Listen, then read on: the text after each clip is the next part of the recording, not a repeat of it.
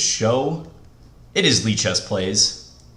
I am in a new location today. I just moved into a new place, so pardon the 5-minute delay getting up and running. Let's get a challenge going right away.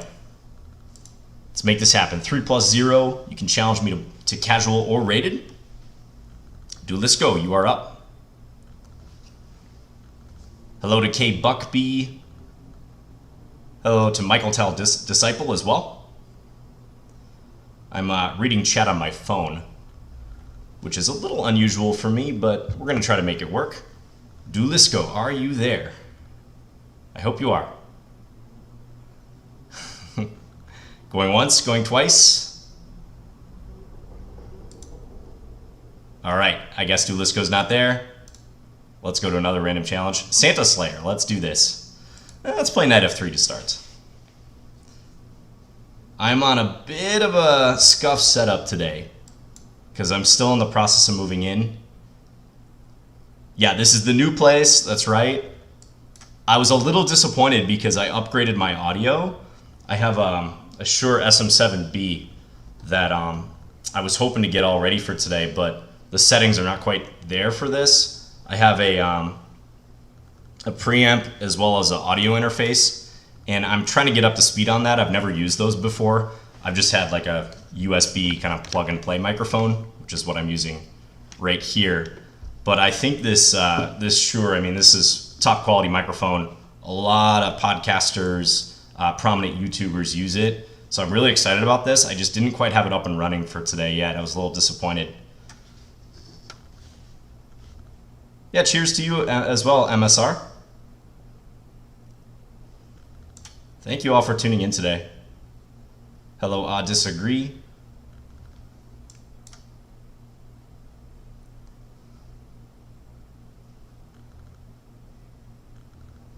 I'm also running on one monitor rather than two. So we'll make it work though, right? Do I sound okay? And can you guys see everything on the board clearly? That was my biggest concern, just making sure the basics are taken care of. Let's play. I played Santa Slayer last time, I remember. Let's play Queen A4 check. Nah, maybe Bishop B5. Bishop B5 seems like a disruptive move. Everything seems okay? All right, good. Cool, cool.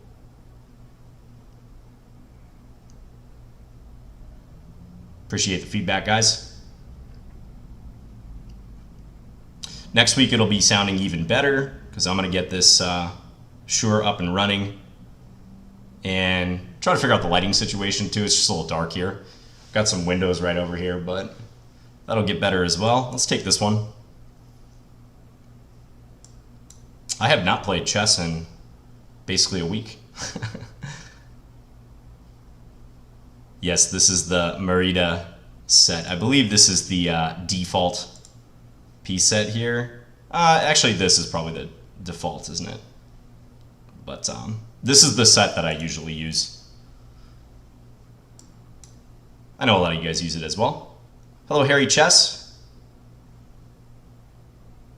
And 10-0. Yes, hopefully we get it. Hopefully we get a game.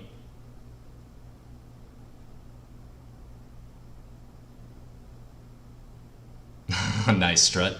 Yeah, that'll be nice to do the first. Hey guys, this is John. Now I would take this way if I were black because that opens up the attack on the bishop on g5. He wants to get out of the way of queen takes e6. If he takes the knight, queen takes pawn, and that could be a little awkward. Yeah, he does take with the f knight. Let's play h4. We'll prop up the bishop here. If he plays h6, I might just go ahead and play queen takes e6 because I would be very happy about the file opening. That would be checkmate. Hey, thank you, Diffuser. Cheers. Appreciate that, buddy. Thanks to everyone watching on YouTube as well. I know Lichess simulcast this to Twitch and YouTube. We're on the official Lichess channel today, lichess.org. If you're not already following, do check it out. Lichess is a fantastic site, a true gift to the chess community. I know a lot of you guys play on here, and that's probably a big part of why you're watching this broadcast right now, but they deserve all the praise in the world, so I'm very happy to be here. Shout out to No Joke Chess as well. I'm sure he's in the chat somewhere, along with the other Lichess mods. Hope you guys are well.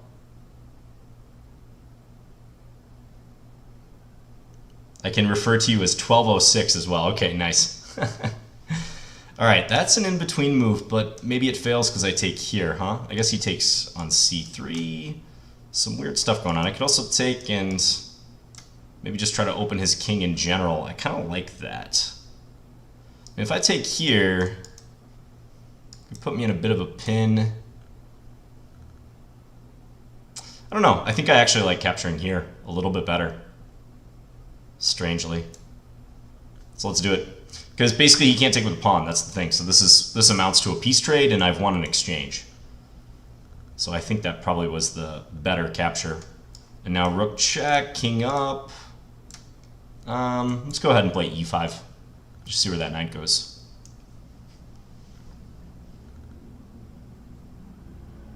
Hello Mahan, also Travel Girl. Oh, check. We pick up the knight. The Bongcloud will be played at the end of the stream, as per usual. Have no fear.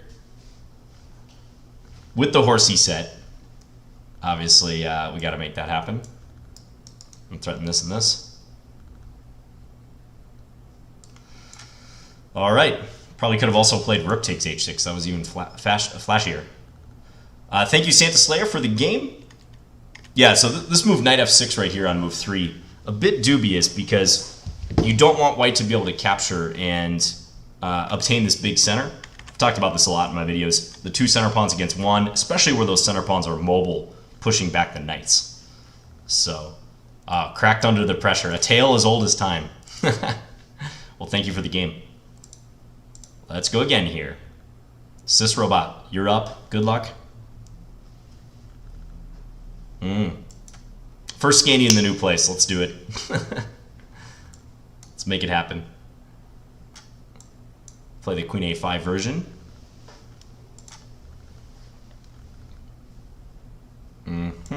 Go Bishop F5, usually E6, Bishop B4 coming here after. Oh, very nice Eve trial. Good luck in that tournament when you play it. Hope it goes well for you. Hope you have a good experience.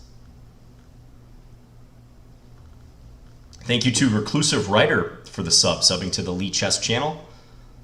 You know what? Let's play e6. I'm inviting knight d5. That is one of the main lines here. I'm a little skeptical of black's chances in this main line, actually. So there are ways around that. But that was, for a long time, kind of the default way to play for white. And it still is a great option, actually, in that particular position. Knight d5, queen d8, and then knight takes f6 after that. Yep, yeah, I hope so, 10-0. Now that I'm getting settled in a new place, I want to get back to YouTube. Been kind of inactive on there. It's just been a very busy period. But yeah, I hope to be back. Play bishop d6, real standard stuff here. G3. Okay, so since white played G3, let's try castle queenside and maybe look to attack like this. I'm going to go for that. Hello, always double check. Let's play A6, just put a stop to the A pawn. We don't have to worry about it marching any further.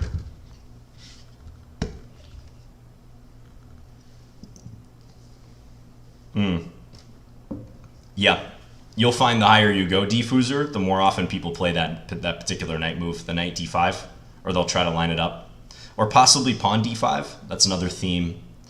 Let's say back here. White can think about this move. In this case, it would be met by queen c5. And the bishop is under attack, but you got to watch breakthroughs in the center by virtue of the circumstances. Black's queen always being under attack. Now, I'm very tempted to play this one.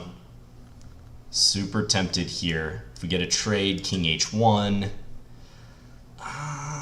It's the type of thing if my light square bishop could join. You know what? Let's do it. I'm not going to calculate further. It looks very scary. There's a decent chance he won't take it, although that shouldn't be the crux of the evaluation, of course.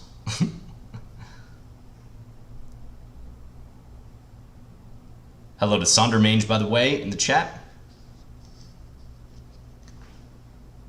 Hey John, what is your favorite topical medicinal ointment? Can't say I was anticipating that question. I'm gonna go with the good old aloe vera. Right? You know, it's summertime. I definitely burn, as I'm sure many of you guys do as well. We could all use a little aloe vera in our life and have reverted to it at some point, right? So shout out to aloe vera. Let's go here. I have a plan. I'm going to try to lure the bishop back here so that bishop h3 is checkmate, with the white king unable to go anywhere because these squares are covered, and this lone flight square, I hope, will be taken away by the bishop. That's my logic here.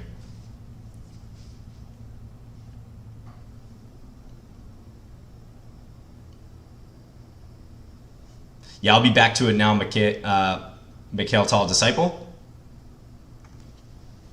I just moved into this place last Monday, so it's coming up on a week.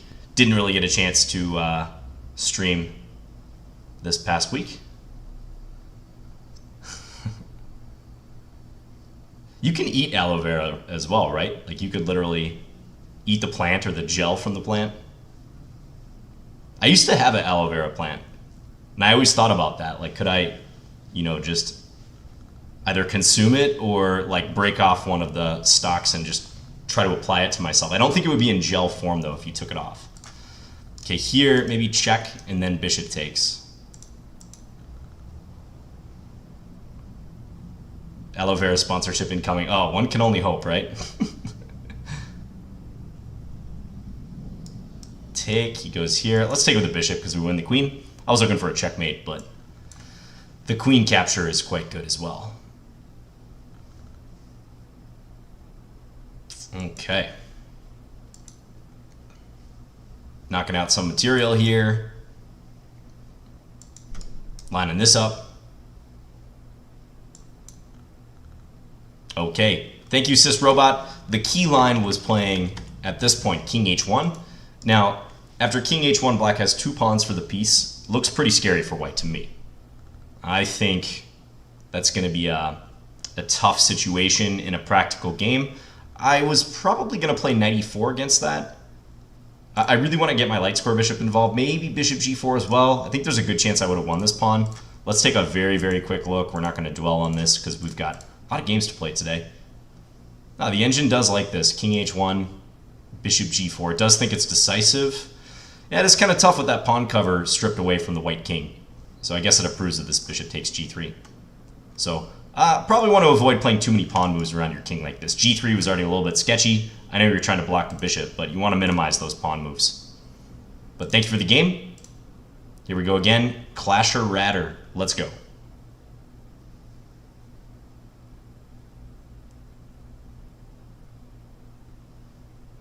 John, Rosen was distraught when you clean slated him. Are you talking about that bullet match that we played a while back? I don't think he was that distraught.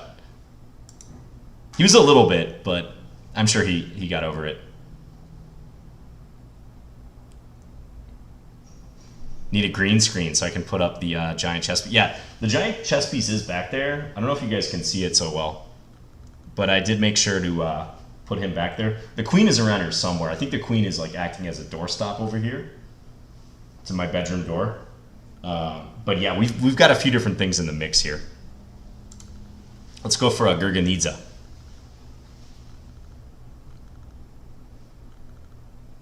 Aloe vera plant is hard to kill. It lives on even if you hang it upside down without soil. That's my type of plant. I would say Mikhail Tall Disciple.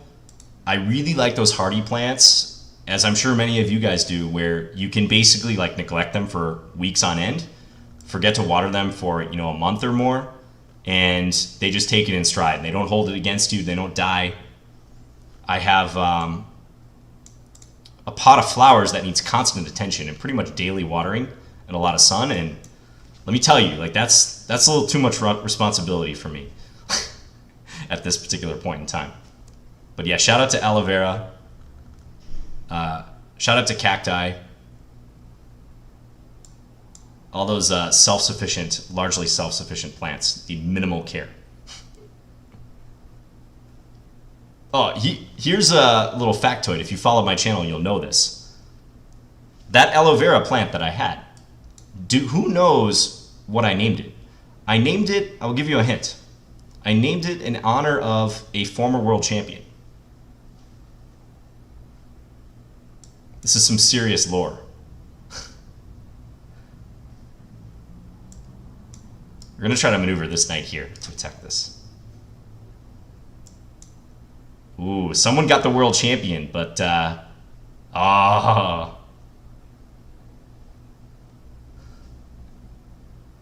Yeah, K-Buck begot it. So did Strut. That aloe vera's name was Alohin. Alohin. Shout out to Alexander Alekine, or, you know, the more close to correct pronunciation, Alyochin. You gotta get a lot of to even attempt a pronunciation. But Alohin, you know, as I called him. Hello, here to weep. Greetings to you. Hello, Tovi Karpov. Maybe the next one that I get, I can name him that. Some background music? No, I don't really do the background music. Can I take this? Oh, I'm so tempted. It looks a little risky, though. But you know what? This is Lichess Plays. We take some risks here.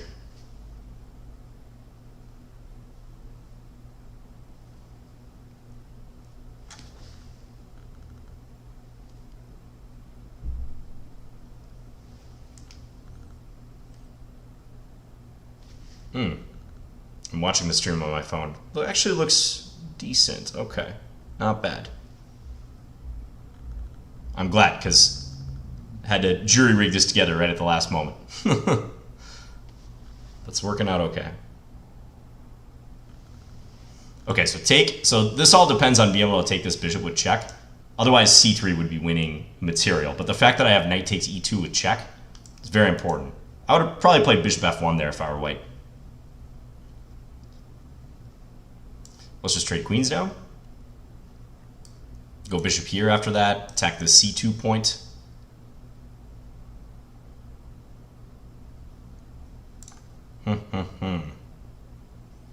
Alright, let's take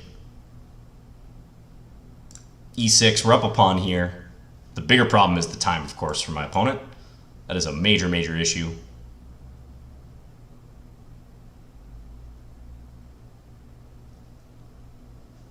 John, you must have been losing a lot for the W. Yeah, that's true. No joke, you might want to fix that title. They chopped off the W in my last name. That's okay, though. We can go with John Bartholomew. Okay, thank you, Clasher Redder, for the game. Yeah, the critical moment, I think, was when you retreated this knight. I would imagine you did this because of the g4 idea looming, but it did walk into the attack on d4. I do wonder, what does the engine think about the capture there? Ooh, it doesn't like it. Yeah, so you definitely want to move that light square bishop. All of the top three moves here, bishop h5, bishop f1, bishop d3, are moves of the light square bishop to try to step out of this knight takes e2 idea. And I was going to have to play c5 to try to break the pin, but this looks kind of sketchy. Ooh, knight takes c5. Okay, that's kind of a computer move, but I can see why that works. Queen takes c5, probably c3.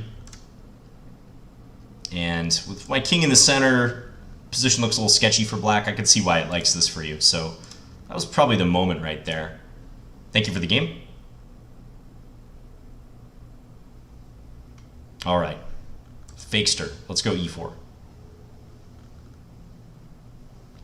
Hello, Reza Faruja. I like that one as well. That one's much better than Alo Tovi Karpov. John, who's in the frame picture behind you? Is that Ben Feingold? You guys want to see? We'll give Fakester a second to respond here. So this is a framed thing I've had for a while. It's Victor Korchnoi, actually. Viktor Korchnoi. And the reason I have this framed is he looks a lot like my paternal grandfather. Like this picture, this is almost exactly how my grandfather looked. And I like Korchnoi, I liked his fighting spirit. Wasn't like my absolute favorite player, but I mean, the guy had a remarkable life. It was really sad when he passed. And my grandfather passed away as well. And, but a couple years before he passed away, like we got him this framed picture and he put it up. And even though he wasn't a chess player, I think he appreciated the gesture. And it was just it's kind of a cool reminder of him. So that's why I have it there.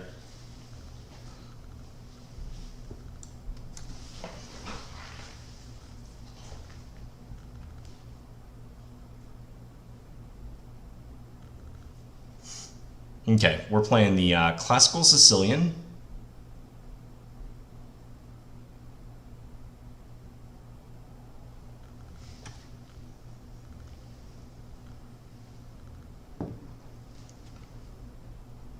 Yes, indeed, Baby Red Panda. Hello to you, by the way.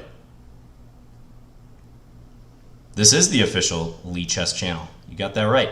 Let's take here. So if queen takes, we can play knight d5. And then try to jump in, attack the queen, also menace knight c7. Annoying move to have to face. Any good coffee shops near your location? There are, but probably the best part is there are 2 great coffee machines in the building. So I've been hitting both of them up. I've been getting a ton of value from them already. I'm in heaven. I didn't have time to grab any coffee today. I'm actually drinking tea, but rest assured, I'm hitting those coffee machines up all the time.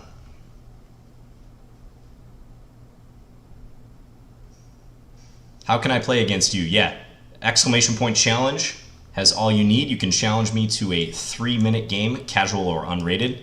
Let's threaten knight b5 here. And I'll try my best to play you. Let's sidestep with the king. This is often one of these moves that gets thrown in these positions. Just helpful to escape the alignment here on the c-file. That's the main reason. Favorite chess opening? Of course, hashtag Team Scandi. The Scandinavian defense. Curious which side Black's going to go. I would probably castle queen side here. Looks like he may do that.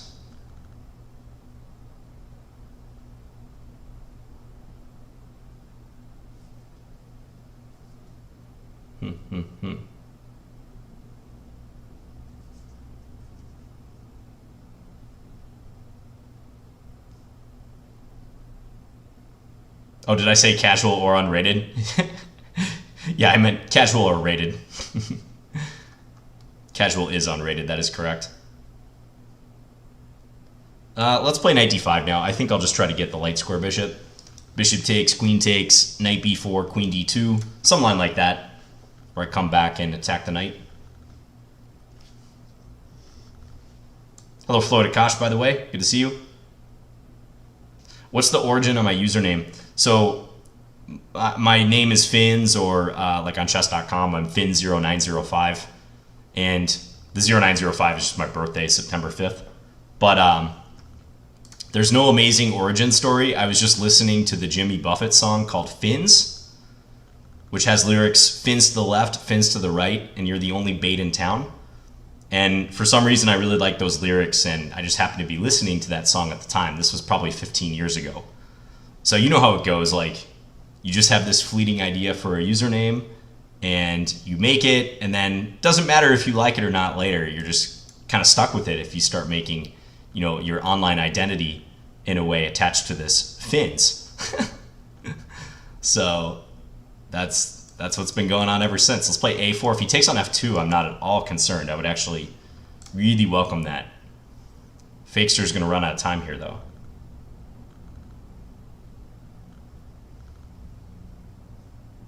If I take here, he's going to take this one, he's saying. Probably simple enough to play f3. Probably could have taken... Oh, I was maybe threatening to take there, and okay. Possibly I had better there, but I like the control I have in this position. Pivot this knight.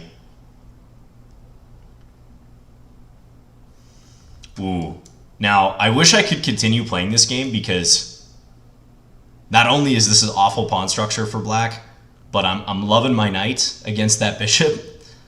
Picked off a pawn on a5. This is exactly the type of position I love to play. I mean, most people would like to play this, but yeah, Fakester ran out of time. Thank you for the game, Fakester. I think that early e5 move is a no-go for this bishop takes f6 reason.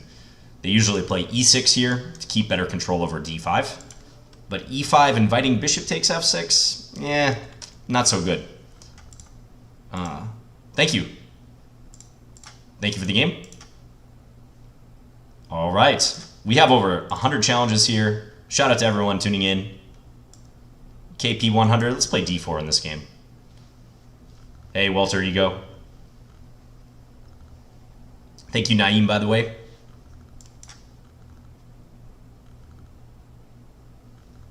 Ooh, another one of these situations where I can take the pawn on d5 and black has to recapture with a piece rather than a pawn. That explains the popularity, by the way, of the Queen's Gambit Declined and the Slav. When you play one of those lines, you're reinforcing the center with a pawn specifically. So make sure you can recapture and keep some presence in the middle of the board. That's right, pawns in Porto.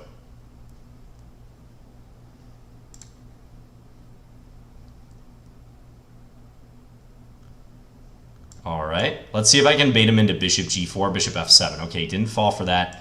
Now, against this type of strategy, there's so many pawns on light squares here.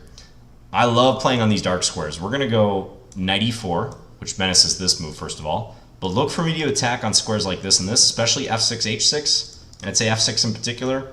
Pretty good chance. Ooh. Ooh, ooh, ooh. This is going to get ugly. Check. And then knight g5. I was saying pretty good chance I was going to be able to use the f6 square had he castled short. But now this is going to be a smorgasbord of tactics. Hard to even defend f7, but also watch e6. The octopus, yeah. Knight like that. Attacking many, many different points.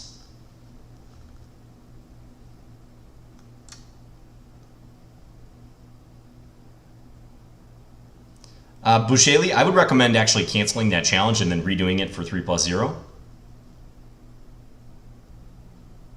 So you should be able to cancel it still. Attack the queen. Where's that queen going? Nobody knows. Queen f3 or just take here. I mean, also bishop takes e6 looks mighty, mighty tempting, albeit probably unnecessary. I don't know. Let's just take this one. We'll leave this knight on d6. A lot of good ways to play there, though. To have a knight planted in your game at e3 or e6 is worse than a rusty nail in your knee, says MSR, and that's a quote. I wonder who said that.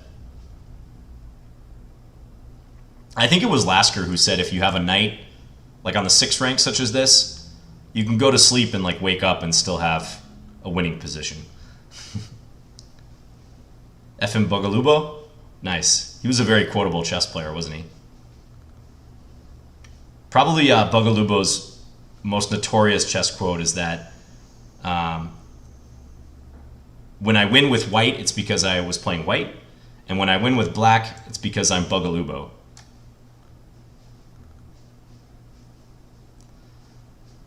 Speaking of wins, where is my win? Check here, and then this. That actually looks pretty good. I mean, could also check here. But I think this means he's going to have to block with a piece on f6. This is an exquisite... Oh, no, it's not mate. He can escape. Okay. Scratch that. That's not checkmate. Now, how do I get my bishop here? Let's take this.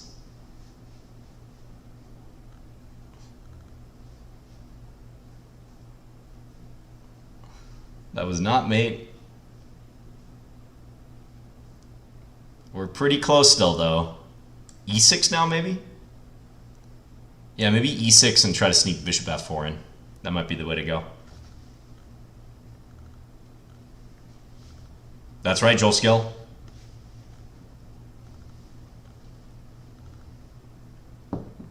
Hey, Pasta Fizz. Just rewatched your 2020 I Am Not a GM match against Danny. A few wild games in that one for sure. Against Danny? So I did not play Danny Wrench in the I Am Not a GM tournament. Let's just castle now. We'll play this slow.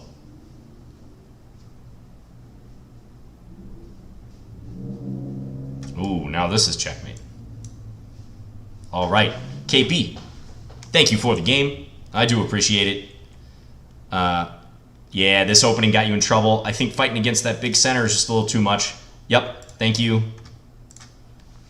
Fighting against that center, pretty tough. And when you put all those pawns on light squares, the dark squares become pretty weak. So all these points.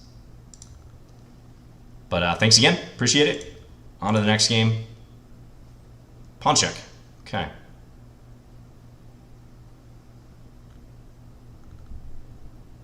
Do I have any experience with the Yusupov books? Yes, I do. Yeah, they're stacked up behind me somewhere here. Great series of books. Quite challenging, too. I would say adjust upwards for difficulty in those a little bit compared to what Yusupov puts in the description, like in the table of contents in the front part of the book. Very challenging. Even the very first book in that series is actually quite challenging.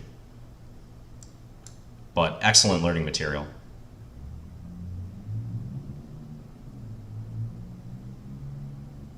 Will I accept every challenge? I will not have time for that, unfortunately. We got over 100 today. That would be brutal. I mean, I would love to if it was feasible, but not practical in the 2 hours we have allotted to this.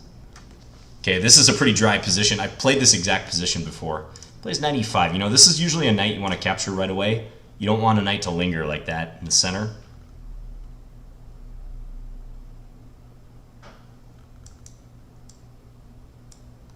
Now, watch for me to get a knight into c4 later. I may do that here. I kind of like this check because I'm hitting this pawn. I wonder if he'll play rook f2, in which case I can think about maneuvering this in.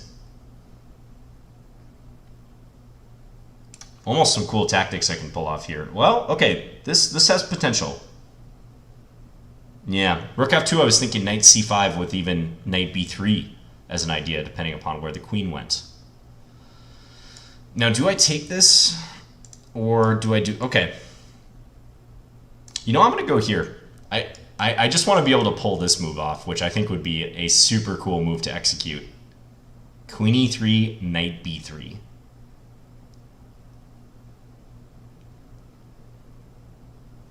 Oh, he doesn't play ball. But now knight here looks pretty good. Knight d2, knight f2. So white's going to have to dance around this a little bit. Probably play something like g3 first. It is random, yep.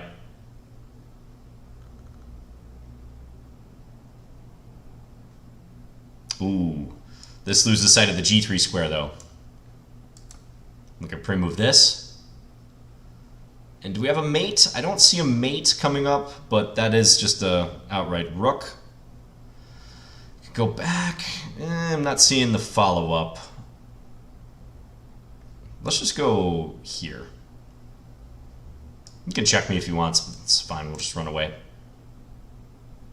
This knight is a little bit loose, though. I probably should have made sure he can't, like, fork my king and my knight somehow. I don't think it works, though. Yeah, I'll show that tactic after the game. It was kind of a cool one. Can I play the Shigorin? I might be able to do that. Yep. That's an opening I never play. I never even really think to play it. I think Ben plays the Shigorin. Guys, there's a chance we could see a smothered mate. Nah, it's pretty hard to arrange. I like that chance, you know? If I was just kind of moving the pieces around real casual, playing pedestrian moves here, I might fall for that, but not right now. Even though I'm not drinking my coffee. Good try, though, Ponchek.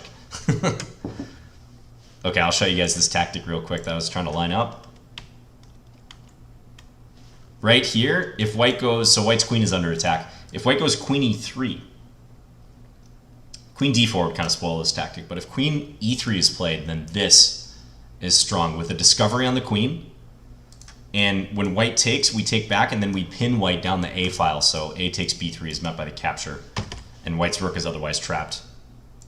So I couldn't resist trying to land that, but white didn't cooperate. Thanks for the game. Yeah, you gotta respect the hustle, that's right. Was that Aronian's dog? Yeah, Aronian's dog is named Punchik, so that's a pretty close username.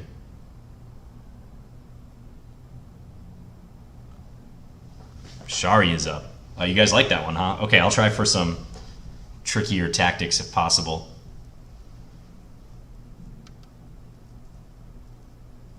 Shari? Looks like you're not there, unfortunately. You can always rejoin, though. Okay, J Band. Let's play B3. I'm joining the Cowboy Gang. There's a group of chess players on Twitter who subscribe to the B3 Cowboy approach, so I'm trying to temporarily join their cohort. The Nimzo Larson, yeah. John, any books you recommend for 1500s? Ooh, kind of depends on where you're at, but one book I recommend a lot is Tune Your Chess Tactics Antenna. It's a great book about how to identify tactics in the first place, rather than just drilling the pattern, let's say. What is the Cowboy approach? Yeah, well, Bhaskaran Adiban, very strong Indian grandmaster, he wrote a course for Chessable on 1B3, and it's his cowboy repertoire, as he calls it. So that's why the B3 players on Twitter are the Cowboy Gang. This is basically a reverse Dutch, yeah. If you guys want a cool game, historic game in this line, who knows, without Googling it, I'm going to ask you again about world champions. Which world champion was the first world champion to successfully execute the double bishop sacrifice? If you know your chess history, you probably know this.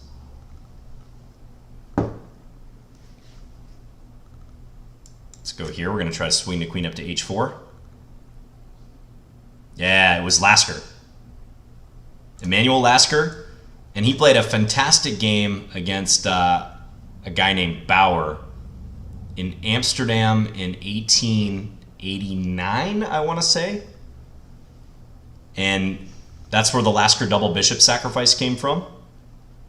Black played pretty cooperatively, I got to say, in that game. Now, interestingly, I made a video on this, the Lasker double bishop sacrifice. 1889, great year, yeah. There was a guy, you know Owen's defense? So e4, b6. There's a guy named John Owen. Great first name, John Owen.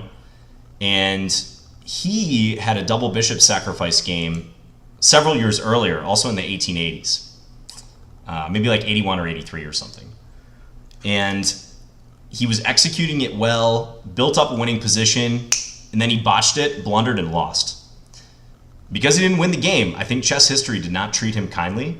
So it wasn't known as the Owen double bishop sacrifice. Some years later, when Lasker played that game, you know, the chess historians were like, all right, Lasker, you got this. This is all you. You deserve the accolades. But John Owen, I mean, he was the guy who could have had it. He could have secured his place in chess immortality, but at least he still got the opening named after him, right? I think I'm going to take here, because even after this trade, if he takes here, I have this move.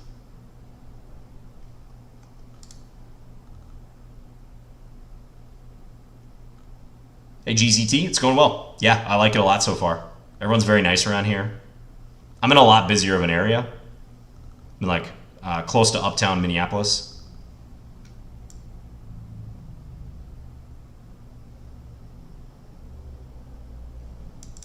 Tempted to go here and rook g1 as well, but I think just bishop d6. Yeah. As strong as that bishop is, he's ready to play f6 and maybe defend.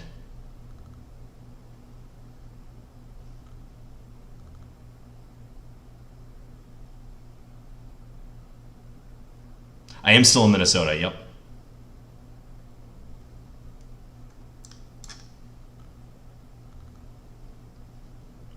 All right, let's go here, and then rook g1. Oh, I do.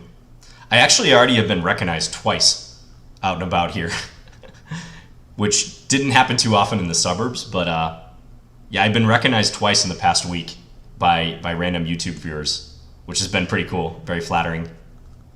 One time was at Chipotle, and the other time was at Micro Center, actually earlier today, when I was frantically trying to buy an XLR cable to get this microphone set up. But there's some other setting that's missing on this because it's not quite working.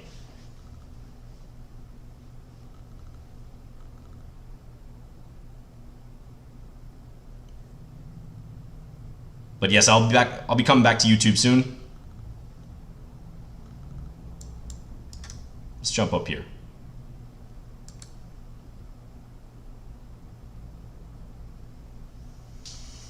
Need some sort of breakthrough, maybe c4 after this. You know, he wants to play f6, but that always allows this. This is a pretty powerful knight. We're creating the bathtub pawn structure here. This is looking good. We got an avenue to infiltrate. Oh, nice, Mark John. Yeah, you're probably pretty close to where I live now. Or you probably were pretty close. I'm sensing maybe some cool conclusion here. Be nice to play this. And then knight f7, but he's got the h7 square to go to, so we don't want to blunder this. That would not be good. Let's go here. I mean, maybe I can play... Oh, okay, white had no time, but maybe rook d8. That way when I fork here, I can go win the rook after that. Thanks to Game J Band. All right. But yeah, look up that game if you guys are interested in this approach, because Lasker in that double bishop sacrifice game, he played a setup like this, and he actually put his light square bishop on d3, and that's how the bishops got lined up against Bauer's king, who was castled kingside. Super Chess 2050. Good luck. 3-0 game.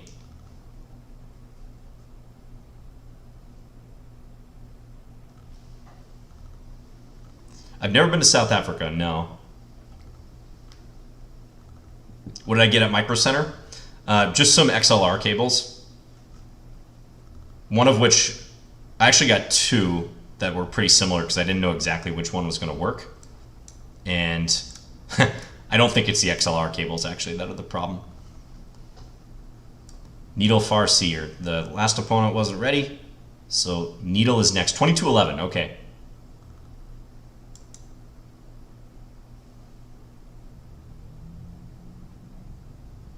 John, who's Ron Depp? Lots of professionals following on him. Well, Ron Depp is a classic character from the early days of Lichess and made some appearances on my Lichess streams. And he was known for playing the so-called Ron Depp Gambit, which, if Anton Squared Me is in the chat, he will tell you all about. But the Gambit, which was recently made famous by a very high-profile game, many of you guys may be aware of this, the Gambit knight f3, e5, allowing knight takes e5 on move 2. I would not recommend that Gambit, but one Nikhil Chamath was able to make it work against former world champion Vishy Anand. But anyways, we called that the Ron Depp Gambit because Ron Depp, the user, was famous for playing that. I wonder if Ron Depp is still around. I got to check out his account.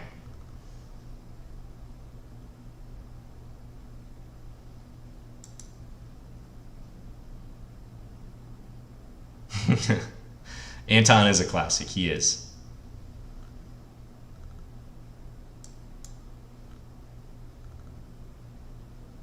I don't know what that gambit's actually called. Ross Gambit? Who knows? I bet someone in the chat knows. Now, checking looks mighty tempting, but I don't have a knight I can drop in on g6. That would be a great follow-up if it existed. So let's just continue to maneuver here. Attacking this pawn, if he plays c5, maybe he'll run into this. I mean, there's c4 after that, I suppose. Ross Gambit / Walrus. Okay, interesting. Well, let's go here. Again, attack c6, knight e6. Looks like I'm going to get something towards the black king, perhaps.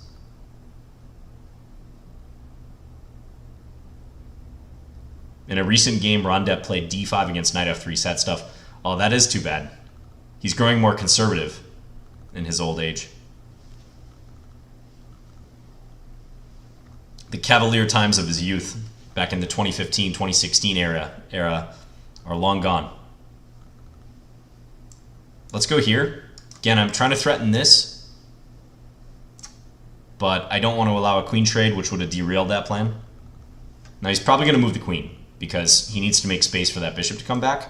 Now, though, be careful. Here. He has to play bishop c5.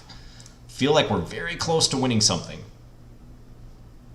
I don't know that it quite works, though, unfortunately.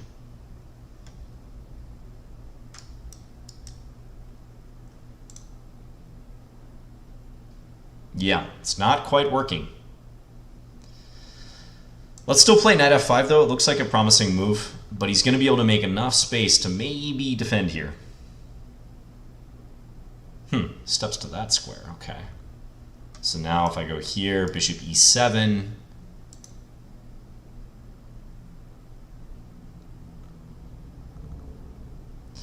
Knight d6 as well. Also bishop d6. There's ways I can get the bishop pair here. That's for sure. I'm not sure. Let's go ahead and play b4. We'll postpone a decision. I'm thinking maybe even bishop e5 after that. Looks annoying.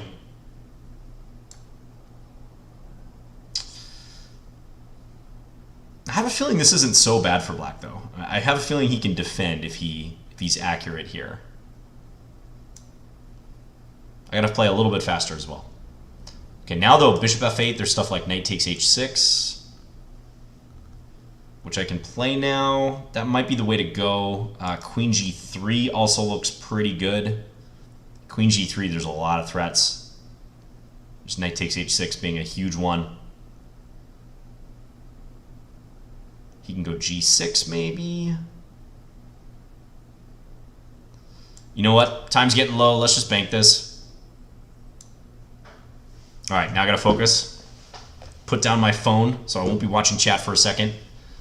I'm like holding my phone trying to look at the chat and play at the same time and stuff. Okay, take.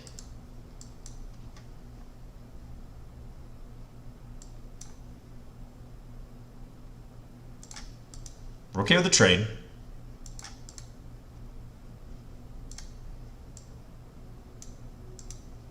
It's gonna go for c5 perhaps.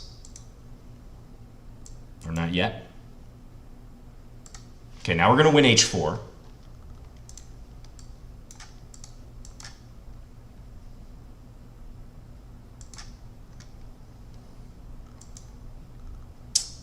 Don't know that I should have allowed that, but okay. I think we're still doing good here. Still doing well.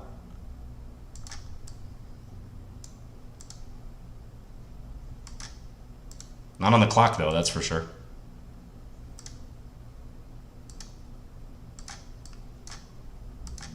Oh. Hurry, John.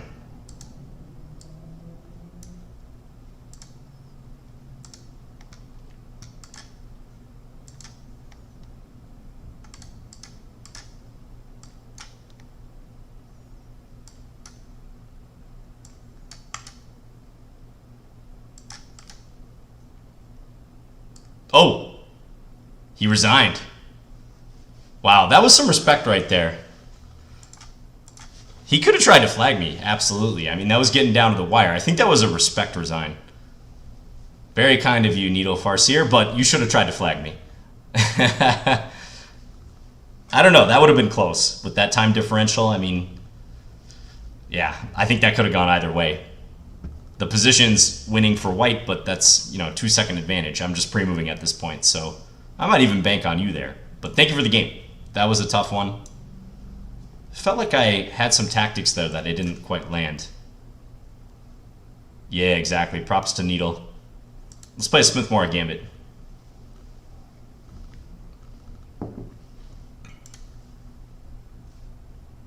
Dirty flags are still valid, yes. Curious if you had b4 and then knight f5. Probably Diffuser. It really felt like there was something around there, but my opponent always had a square to go to. I wasn't sure. Let's play h3. I'm going to try to clamp this d5 square later.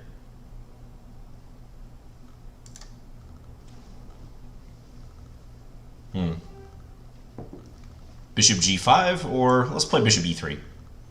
This should be a bit more pleasant for me with this pawn being backward. Great control over d5. Getting ready to castle.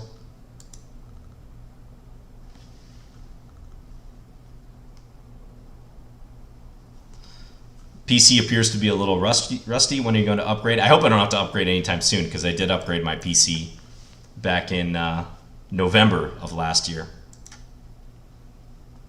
So it'll be good to go for a while. My current streaming equipment's a little scuffed, though.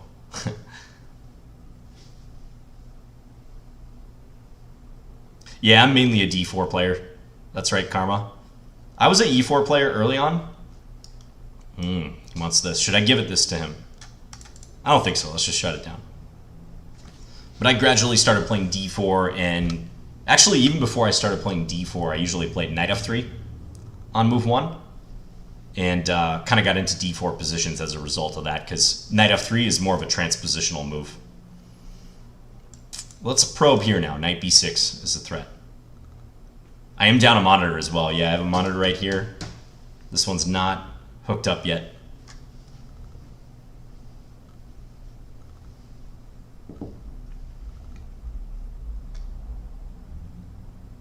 Let's go here, now c5. Thank you, Edward. Yeah, that was a fun tournament to play in. c5, he can take here. I want to keep that knight, and I don't want him to double up my pawns, so we're going to do this.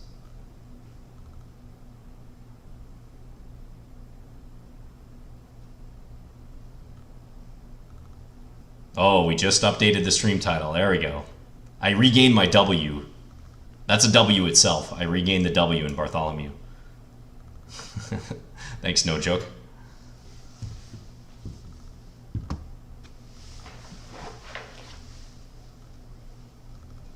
Ooh, knight takes e5. Trying to go after this because he just undefended his bishop, or weakened the defense of his bishop. Yeah, let's do it.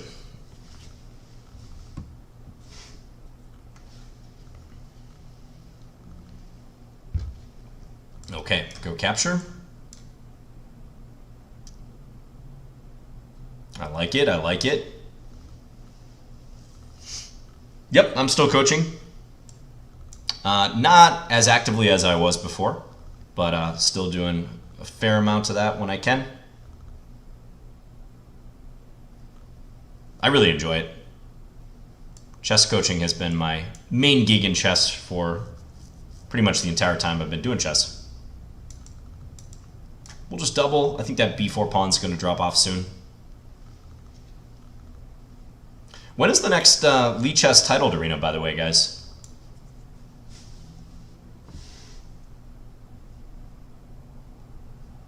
Let's go here. Double attack, probably rook e8 coming, and then maybe I pick this pawn off. Then try to roll the c pawn. Or a pawn.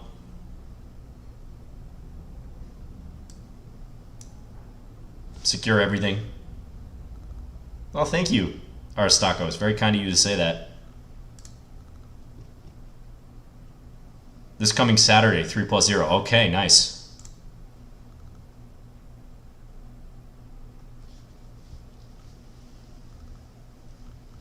I wonder if it'll interfere with, I think the Grand Chess Tour event will be over, right? Which I have not followed hardly at all, by the way. I have no idea what's going on in that Grand Chess Tour event. Aside from social media posts. Have not looked at any games. Vasud, if you want to go to my YouTube channel, which if you type my name in YouTube, you'll find it. You can feel free to send me a message. There's an About section for business inquiries, so you can send me a message if you want.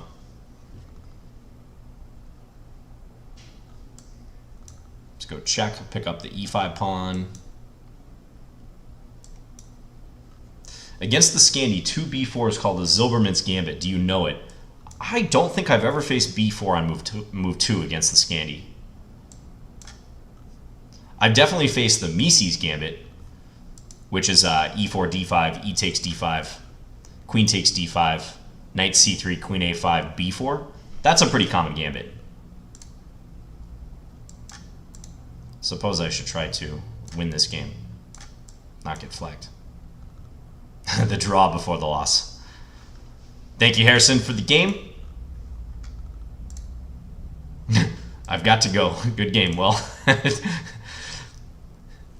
that is a funny like default message. I guess that if you're playing a match with someone, you say I got to go, but that's a funny thing to write when we're playing like a one-off game. Maybe that's why he offered a draw right before he got checkmated. I've got to go. My people need me. All right, thanks for the game. He's a busy guy, yeah. Hey, K Buckby, look what the cat dragged in. All right, let's go. Let's play Caro-Kann. Good luck, K Buckby. He's probably muting this, I would imagine, but good luck if you can hear this. Let's play for c5, the aggressive move here. Bishop f5 is kind of the standard one, but you can definitely play this way. Caro-Pog, yeah.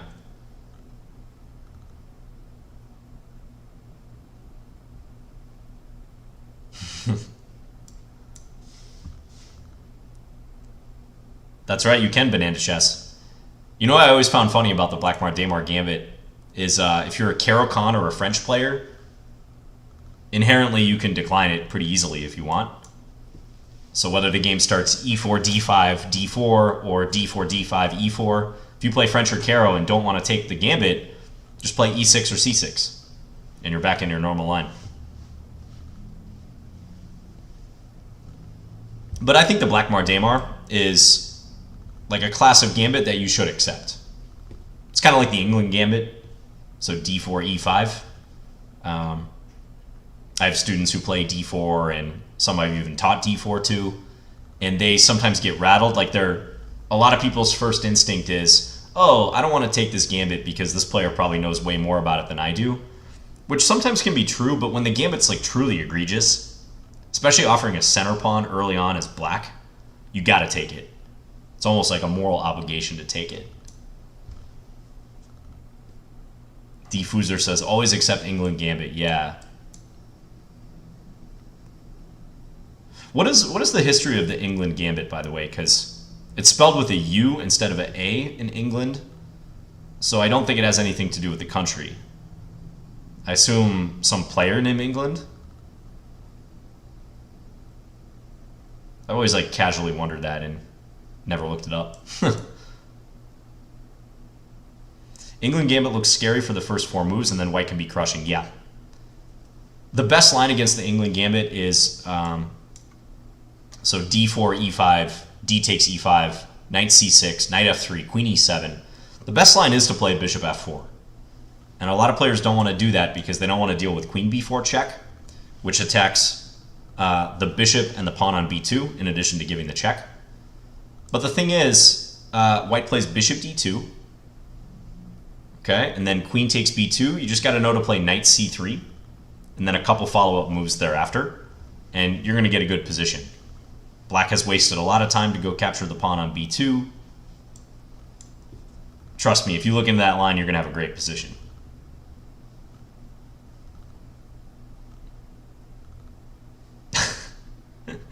Somehow I don't believe you, Mick Buttfist.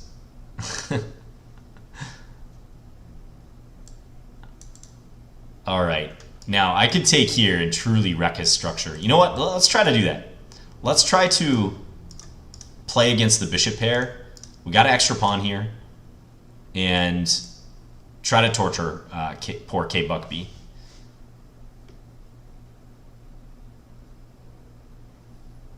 d4, e5, d takes e5, knight c6, knight f3, d6 is a legit version of the England gambit, though. Yeah, you know, that requires a little bit of careful handling. That's true. I had a standard game against a guy named Jamo Morales. It's on my standard playlist, where he played exactly that against me. It's probably from 5 or 6 years ago.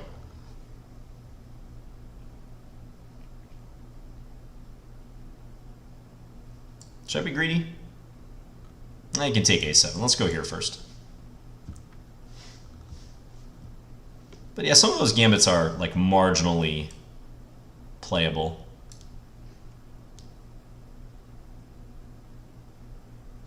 Okay, you guys want to see my Eric Rosen impression soon? Oh no, my pawn. Ha ha ha. That was pretty good, right? I feel like that's exactly how Eric would have played it.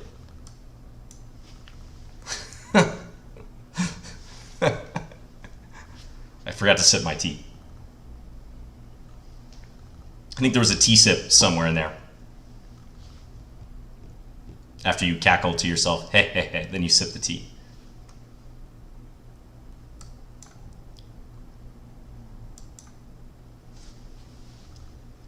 Five out of 7. I think I can do better. Yeah.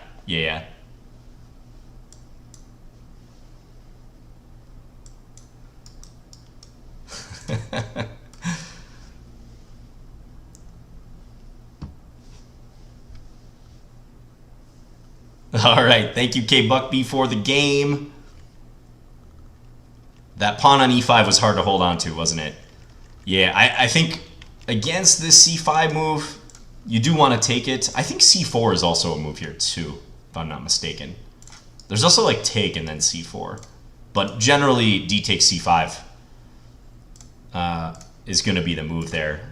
Because after this, like that e5 pawn just kind of encircled it, and yeah, you're in rough shape around here. But thanks as always, K Buckby, an avid viewer of my channel, so I always appreciate you. Thanks again for the game. Fast Strike is up next, 22-18. Let's play knight f6 in this one.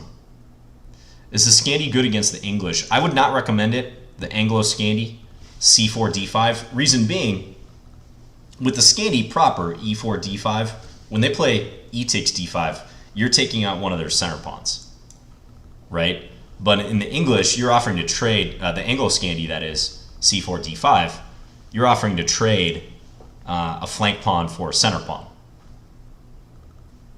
Or a center pawn for a flank pawn, I should say. So I'm a little skeptical of that. As is the engine. Yeah, sorry about that, NDIDM. If I start like spewing coordinates, yeah, totally understood. A lot of people wouldn't be able to follow it. Part of the reason I say stuff like that, though, is because even if you can't follow it or visualize it in the moment, a lot of people will rewatch these VODs, as this gets saved to YouTube and also Twitch in the archives. And you can go ahead and kind of pause, play it back. I try to drop little like nuggets, things that, you know, people at various rating levels may benefit from. But yeah, don't at all be put off if you can't follow notation on the spot. It is quite tricky. Also, we've all had that experience in chess where those of you who play over the board or do like in person, have you ever had like someone come up, and it's usually after they lost a game or like blew some chance in a game, and they start telling you about their game, and you very quickly realize you have no idea like what position they're talking about. Even if they start from the beginning, like e4, c5, knight f3, d6, whatever, you very quickly like lose the thread, but they just keep going on and on about their game, and you're too deep in at that point. This is a very like passive aggressive problem. You're too deep in at that point. You want to be polite, so you're just like nodding and like, oh yeah, bishop takes e5. Yeah, totally could see how you missed that. And you're kind of just massaging their ego, but you get stuck, and sometimes it goes on for, you know, several minutes while they're just rattling off these moves. So If you ever see people's eyes start to glaze over when you're talking about a chess game that you played, it's probably because they have no idea what position you're talking about. This has happened to me so many times.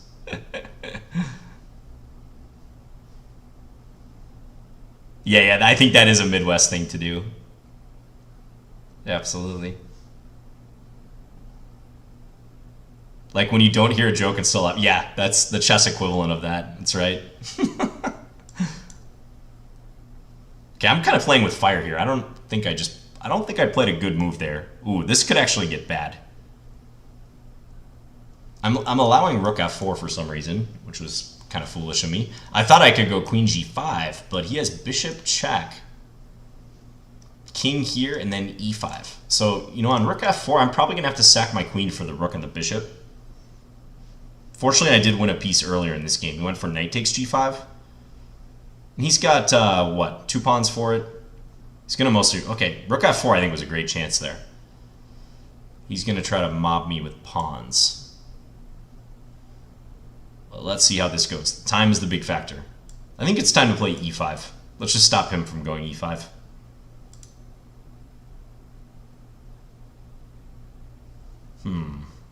Let's give a check, and then knight f6, I'm thinking.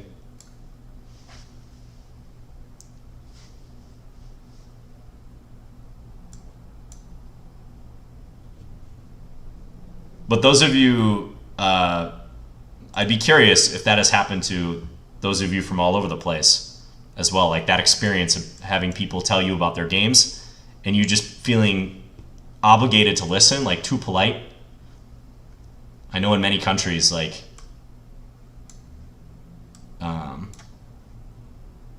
people would feel obligated to hear people talk about their blunders, even if you don't know what's actually going on. Other people would just walk away. They'd be like, dude, or just tell them straight up, like, dude, I have no idea what you're talking about. Thanks to the game Fast Strike. So knight takes g5. He was kind of lining that up, and that's why I delayed the capture on g3, because I kind of sensed that he was looking for a moment to do this discovery, which if I take with the pawn or the queen right away would work for him.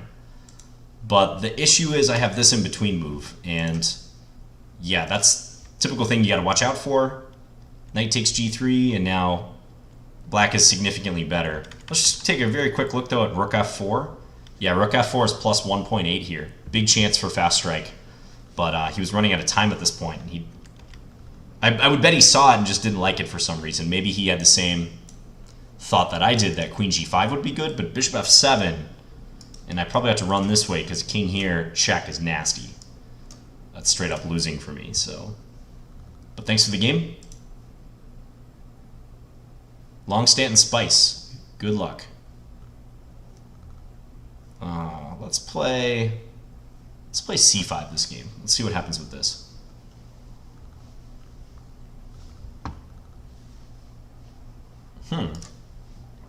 Knight f3. Okay, let's go knight f6. I'm not going to take on d4 yet.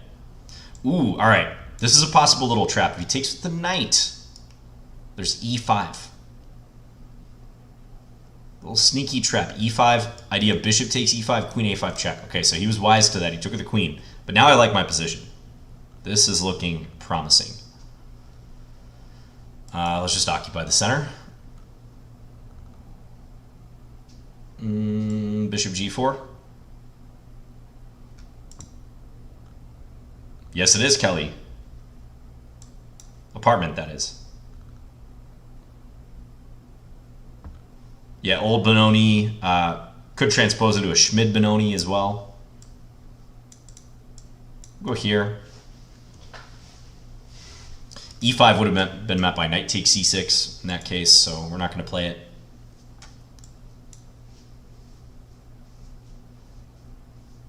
It's castle. Might run this pawn, a5. Just see if we can probe with a4. Yeah, he plays a4. We'll send this rook over. This feels a little bit better for me. Okay, h4 is unexpected. That is a potential target if I move my knight. Knight b4, you can just play c3, I guess, so we're not getting anywhere there. Knight d7, knight e8. Those moves come to mind. E5 maybe.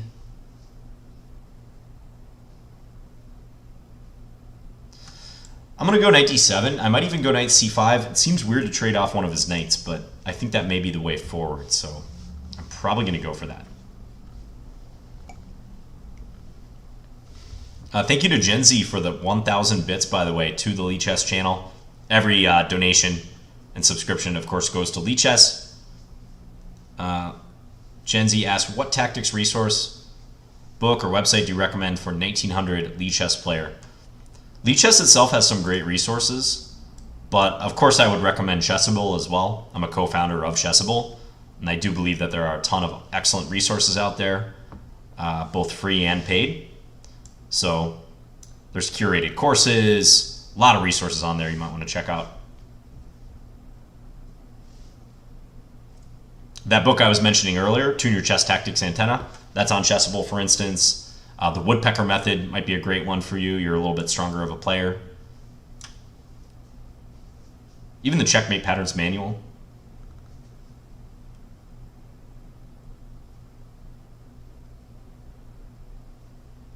Okay, let's see if we can catch him with c3, knight a2. That's the plan.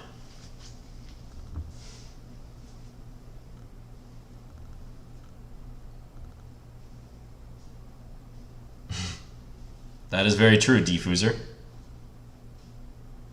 How about here now? Kind of a weird idea, but I'm thinking if he takes, I'm going to take... I'll probably take with the rook. First I was thinking pawn, but probably rook is best. Trying to undermine the defense of this e2 point. Wonder what this username means. The very first thing I thought of with this username was the movie The Good, the Bad, and the Ugly. And does anyone know why?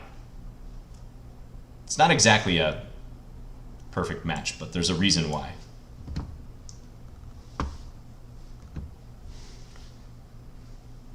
It's a classic film. It's my favorite movie. Oh yeah, my time's getting low. And these players are ruthless. We gotta remember.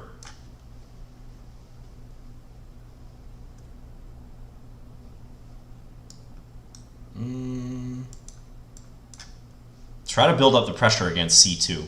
He's probably going to take... That knight is annoying. I'd want to get rid of it as well.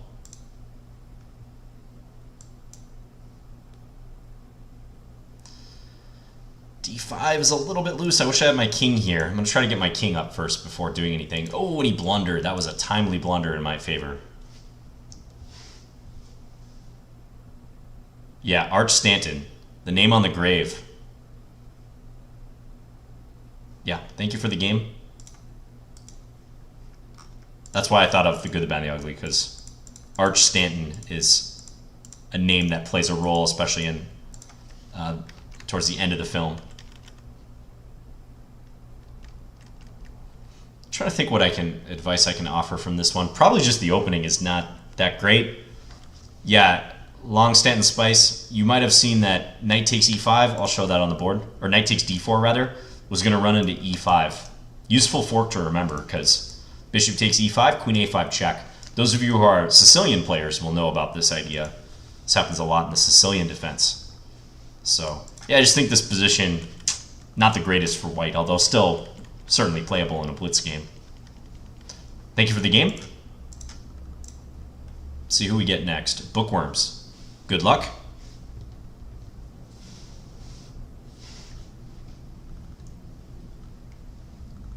Yeah. But we can't spoil it, Diffuser.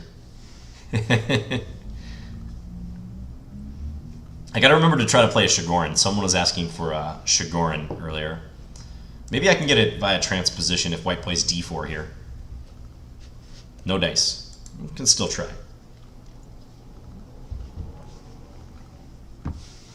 No dice again. Alright, we'll play e5. We're going into the King's English.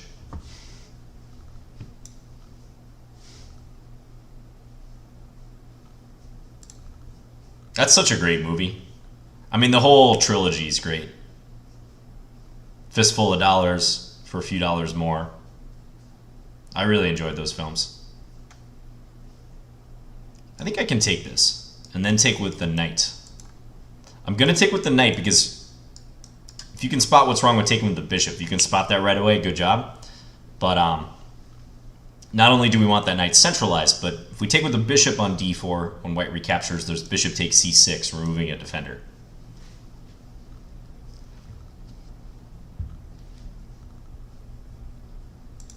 Oh, okay, and white got a little discombobulated here.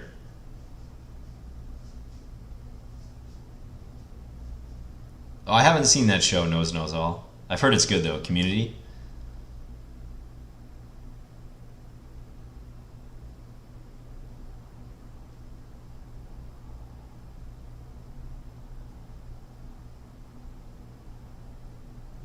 Yeah, epic soundtrack. Indeed.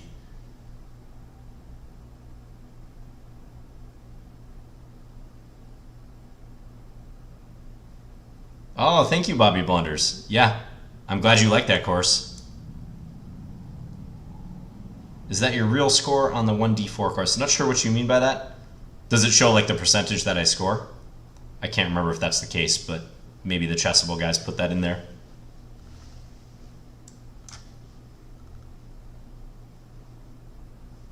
But glad you like that free course.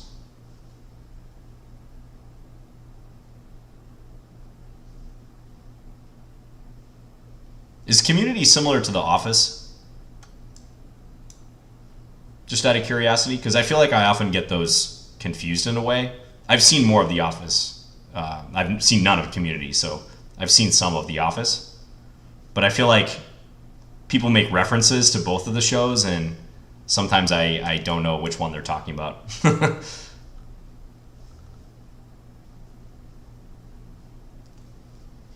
Now we're targeting e3. Ooh, bishop's undefended. So I think when we take, if he takes here, we got a discovery, right? Can play knight takes f1.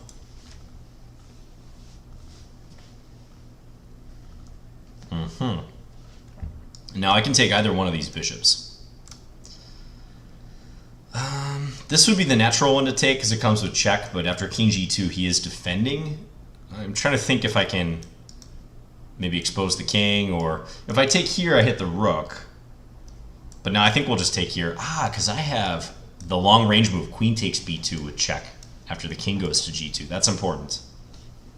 There we go. Queen takes b2. Now that king will be forced to be disconnected from the bishop.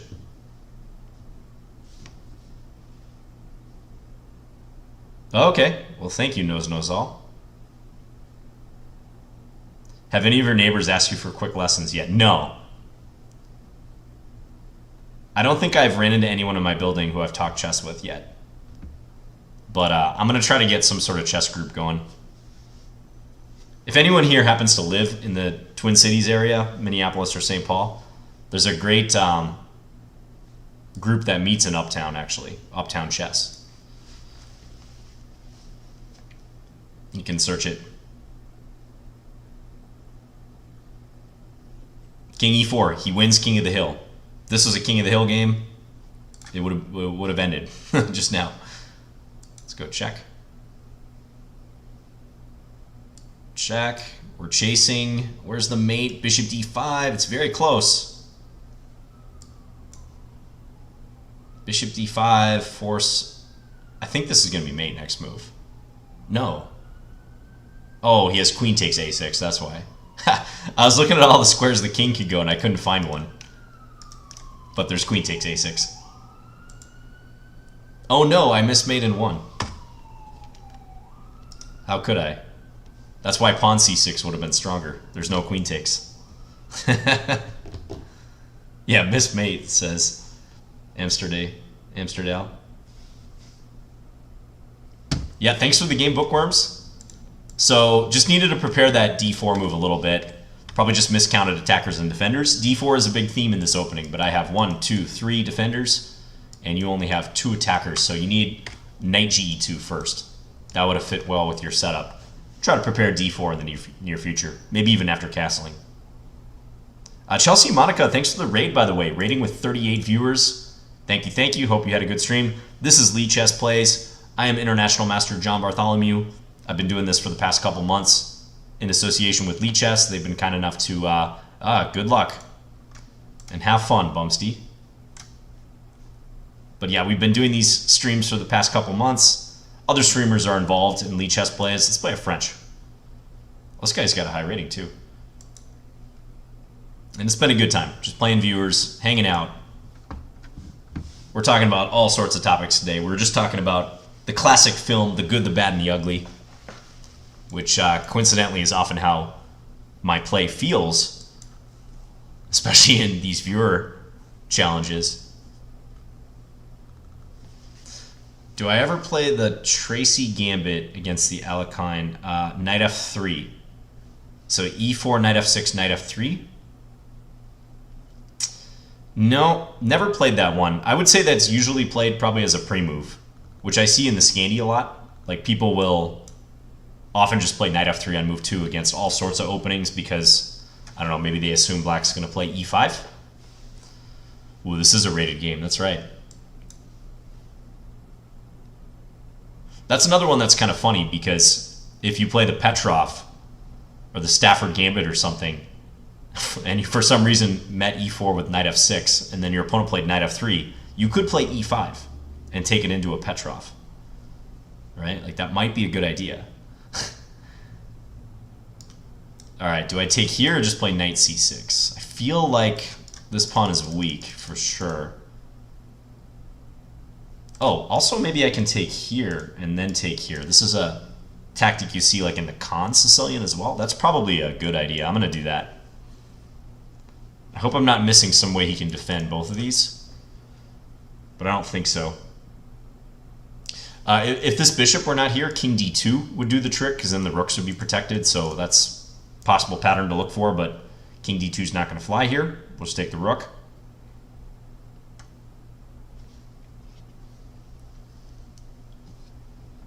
Oh, thank you, Texas Time Chess Monkey, for that recommendation.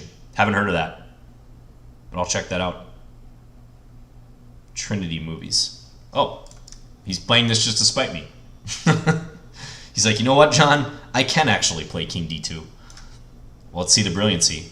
Now, again, like, this would make sense if that was check, but...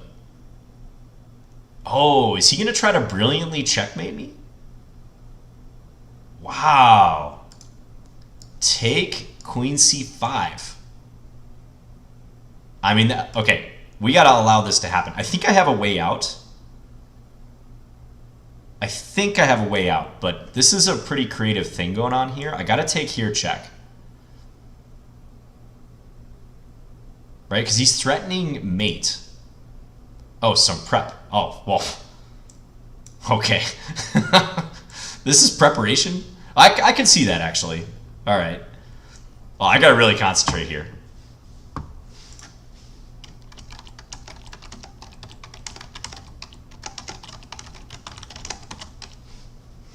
I mean, I can see that now that he says that. He says that.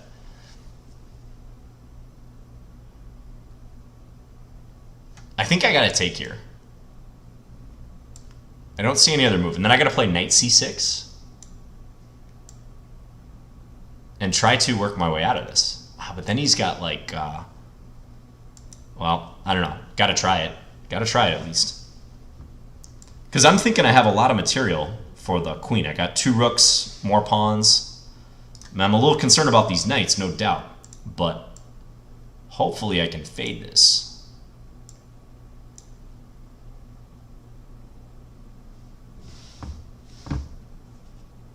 Savage trash talk. Yeah, the smiley face really does it. Like, that's when you know he has the goods. He threw in the smiley face.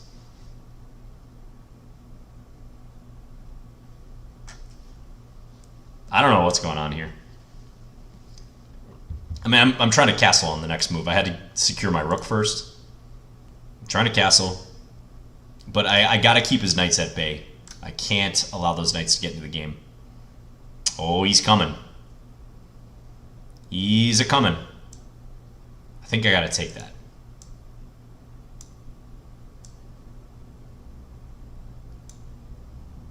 Please don't hurt me.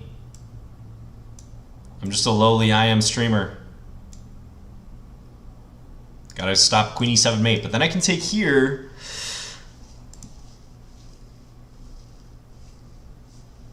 I mean, once my pieces get in the game, I can even sack the rook for the knight if necessary, right? Take. I don't think he has it. I don't think he has the goods here. I think the goods are slipping away from him.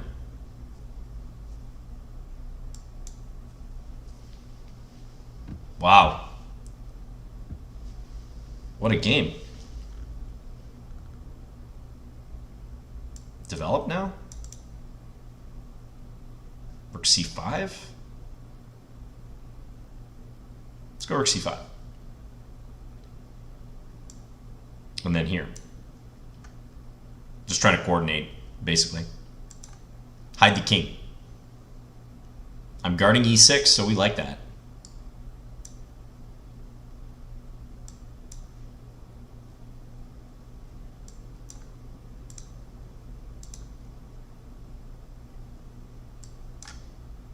I probably should just try to get rid of his knight, to be honest.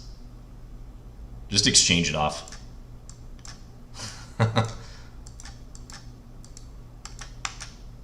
Okay, we won. Good game. That was some crazy prep. Let's take a look. Let's look in the Lichess database. Are you guys curious? I'm curious how many times that line has been played. I could see how that's prep, because this is some sort of principled line where white almost makes it seem like they blundered, but... Okay, we're going to look at the data. Oh, yeah, this has been played. This is the Masters database. This has all been played before. King d2, 4 games. We're following 4 master games. If we expanded it to the Lichess database, we'd see even more. Ooh, I want to go down the rabbit hole in this and check this whole line out. Yep, this is how all the games go.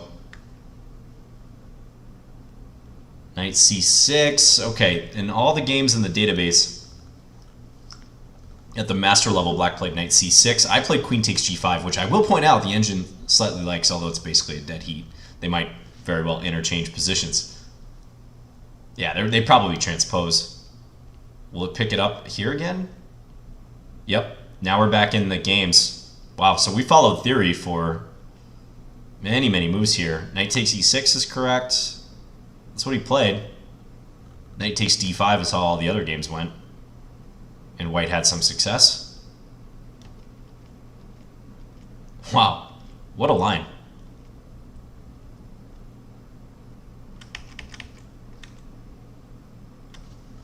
How could you miss queen takes d5, Bumsty, on move 19 in this highly complicated variation?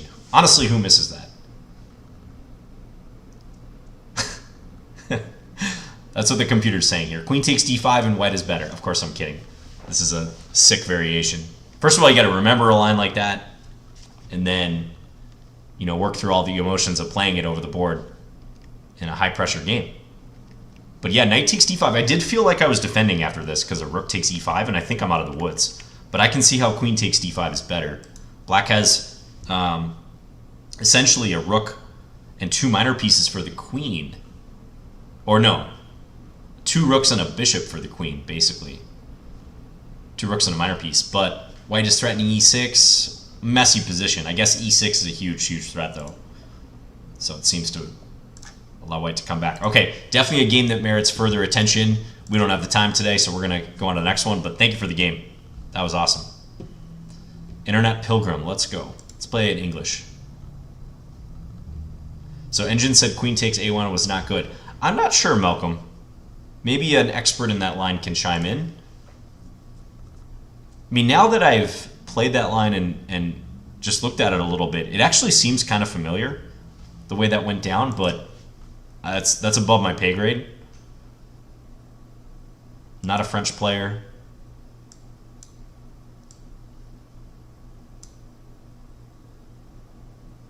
Malcolm says that they checked. Let's play knight a3. This is a quirky move I played before. Yeah, take care, Diffuser. Thanks for tuning in today. Bishop takes gives the advantage to white according to the engine. Ah, so you mean bishop takes f2. Yeah, that was a key decision right there.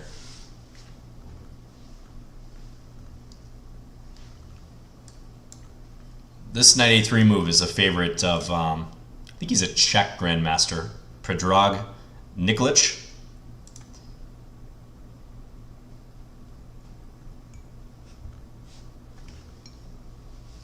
The knight on the rim, yeah. It's kind of weird, but it defends c4 pretty reliably. There's some perks to it, potentially. I can even go for c5 here and maybe slowly expand. I'm thinking about that. Maybe bishop h6. Let's just go for bishop h6. We'll offer the trade.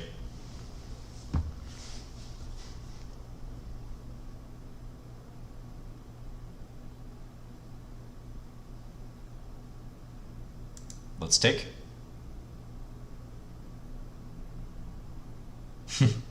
Some perks to it, potentially. That joke might work, but it's Pearts, unfortunately.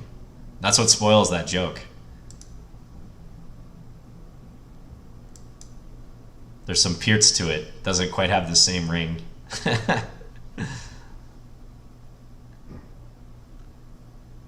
Yeah, I could see Richard Rapport playing this line. Absolutely. We're going to try to put him in a pin here. This looks a little better for me, although, yeah, if he moves the king, maybe he's okay. Because now he can go knight e4. Knight e4 is pretty annoying, in fact, because my c5 pawn could be hard to hold. Let's try to sacrifice a pawn. I'm going to try to give him c5 and play for activity. That pun pierced my ears, yeah.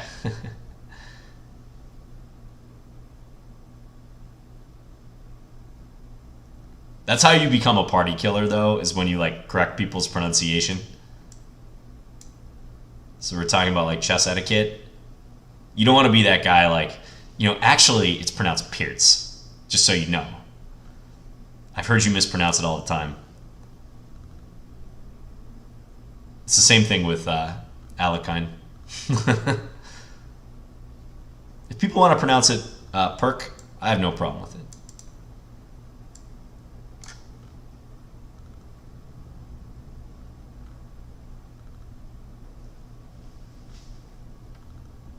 Ooh, we get c6 in. Can this queen be trapped? It's pretty close, but there are two squares here. Queen b8, queen a6. Have I ever played Ben Bach? I have, yeah, Benjamin Bach. He beat me in a tournament in London back in 2016, I think. Actually, I'm not sure of the year. Somewhere around that era. Let's take here first. And then I'll scoop the rook next.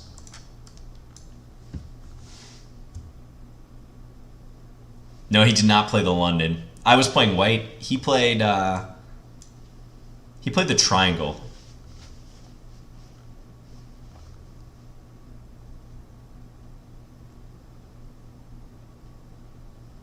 Aliakin. Yep, I've heard that as well.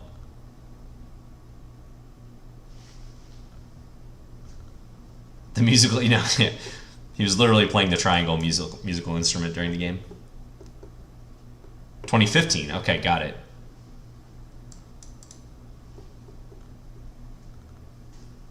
Benjamin Bach is a grandmaster.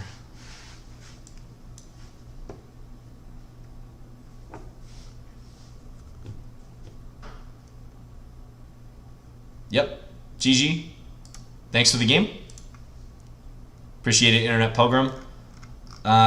Think you were doing just fine up until maybe around here. I think knight e4 was the key move at this point. Knight e4 hits the queen. Also, you can attack the c5 point and even f2 for good measure. So I think that was the move to play there. Thank you very much. Okay, Minio, 1550. Let's do it.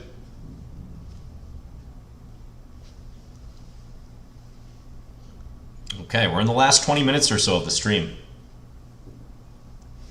Last time someone took me down, but no one has got me for even a half point today. There's been some close calls, though, as usual. Let's play knight c6.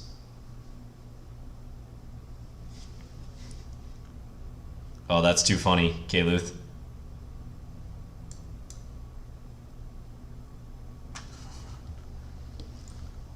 I would like to play a classical tournament, but I think it could be a while. Probably not till the fall, so another maybe 2 or 3 months. I've got some travels this summer. I think the next tournament I play will probably be a weekend event somewhere. Some sort of, yeah, like 5-round weekend tournament.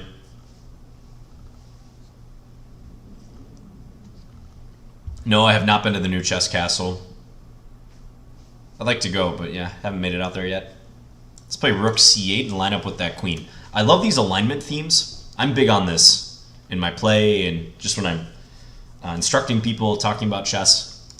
Rooks lined up with enemy queens. Major tactical signal. Or king, for that matter. Or even maybe even other pieces. But there's so many tactics that permeate because of that. For example, if white were to move this knight, let's say knight h4, trying to go after my bishop, I could think about taking, and if pawn takes, the e-pawn takes that is, I could take knight takes d4, so all sorts of ideas like that start cropping up.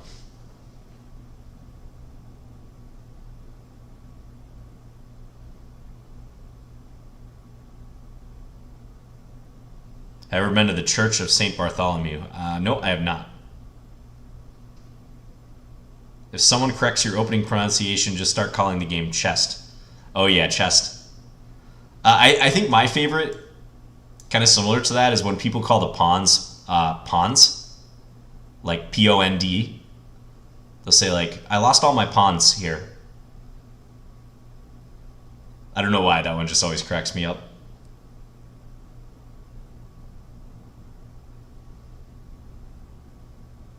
Should I take this pawn? Let's splash around. Kids do say that a lot, yeah. Which is, it's just kind of cute, right? Because they've probably heard the word pawn before, but not pawn.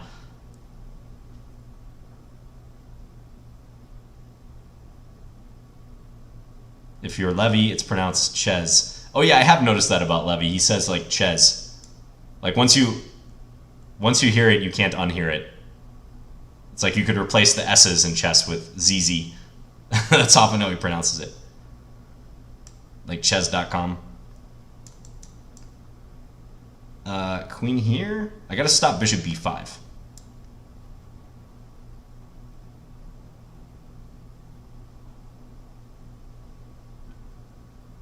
Did I allow bishop b5? Oh, I did actually. Yeah, right here. Should have taken with the pawn. I even had pawns on my brain. I had a feeling queen takes c2 was a little too aggressive, but okay, my opponent didn't punish me. Close call. Very close call, right? Let's cackle now. Pond, James Pond. That's not Levy, that's New York in general? Really? Is that a New York thing? That you replace like double S's with Z's? I can't say I've noticed that before.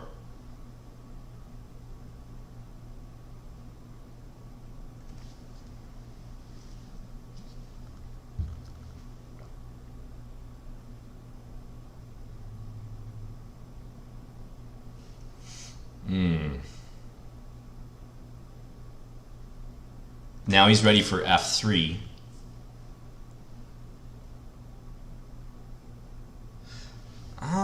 I don't know though. I mean, I could double my rooks up. That's probably the obvious thing to do. Let's do it. f3, I'll probably just take here. He might be able to play bishop takes f5, but I've got some firepower I can unleash.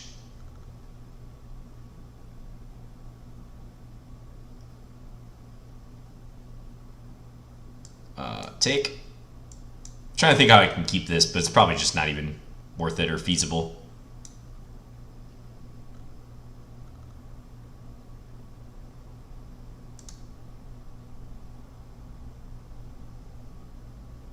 Do I ever play the Nimzovich defense? E4, knight c6 seems dangerous when you don't know it.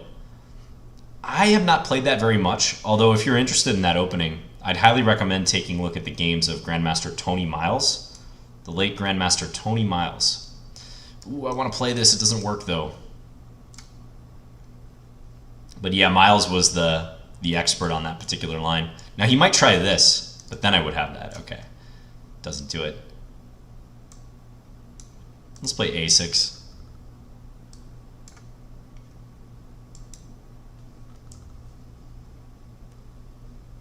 There's a great book, biography on Tony Miles, by the way, called It's Only Me, which is a anagram of the name Tony Miles. Thank you for the game, Minio. I think Queen D1 was not so great. Yeah, that lost the B2 pawn. But that being said, I blundered. Rook takes C6. You did have Bishop B5. So, as the chat was quick to point out. But thanks for the game.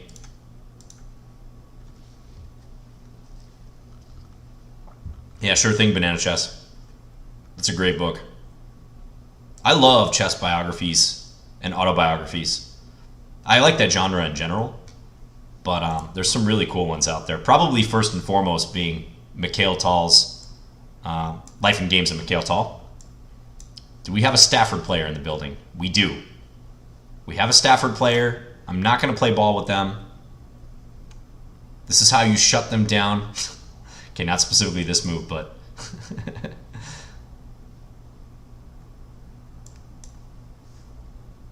you have to mentally envision them like pounding the table with their fist that they weren't able to get a mainline Stafford.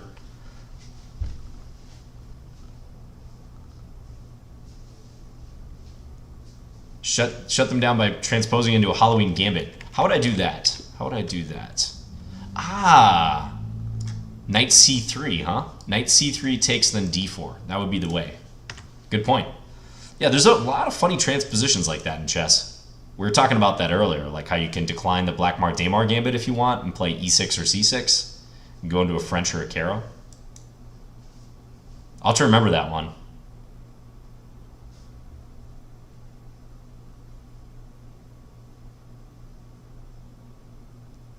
Queen D5. If Queen D5, then, I mean, at minimum, black can play Knight C5. Maybe something trickier as well. But Knight C5 would be safe. Now here, I don't quite have the juice for like a Greek gift idea because only my queen is going to get involved. I don't have another piece. I'm thinking maybe Knight D5. Maybe I save the light square bishop at this point. There's options. I think... let's go ahead and play Knight D5. Aggressive move. Black can probably work their way out of this, but we'll see. Is it one Knight F3 the ultimate transpositional move? It generally is. Yeah, Knight F3 on move 1.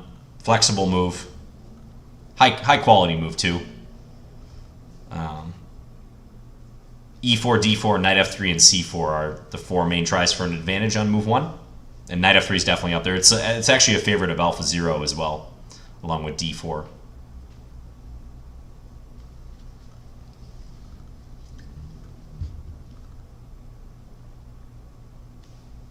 That does happen sometimes, Stakehead chess, that I get a little bit laggy.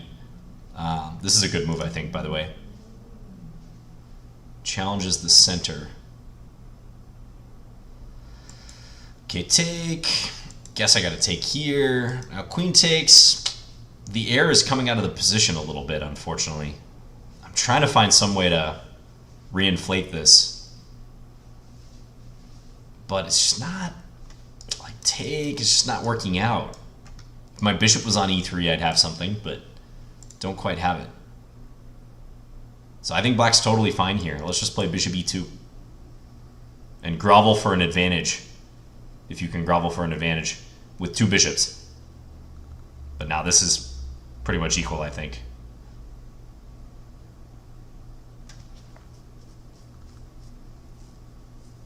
That's true, 5-card draw. Yeah. A lot of scanning material out there. I think he's trying for bishop H3. Ambitious. Okay, let's go here. We're going to meet bishop H3 with bishop F3.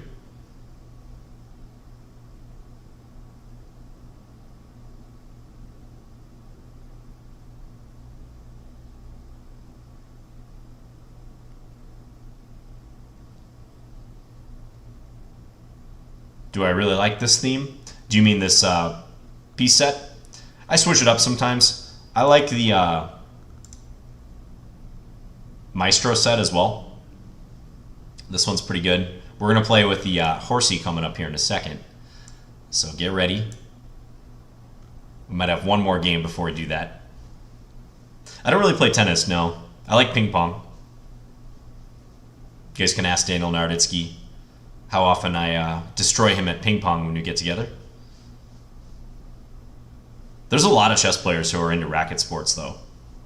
Like, I would say a disproportionate amount.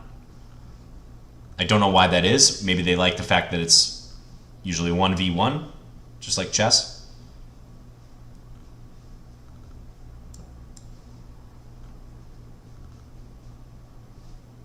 Yeah, Mark Esserman's a great tennis player, I've heard. Do I like soccer or basketball more? Definitely basketball. I barely follow soccer at all. I know almost nothing about soccer, unfortunately. I know that makes me a typical American, but I just never really grew up playing it. I mean, I played it for the halftime snacks. You know, when you get like the gushers and like the juice boxes, stuff like that. That's why I played it when I was probably in kindergarten.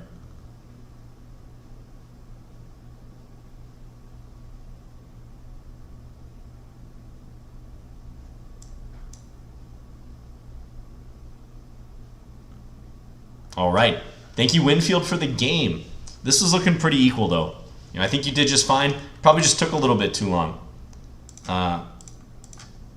Took a little bit too long, maybe around here, trying to figure out how to play the position. I don't think you have an attack necessarily, so probably just have to start playing some developing moves, like maybe get your light score bishop out a little bit earlier. Queen a3? Oh, did I miss a rook at the end? Oh, yeah. That would fork the king and the rook. Well spotted, chat. Like 10 of you said that. More like 5 of you, but you guys are looking at your undefended pieces. Good job. As you should. It's almost time, Floydakash. Let's play one more game, and then we'll get the horsey game going. Horsey Bongcloud. Great, Peter. Let's go.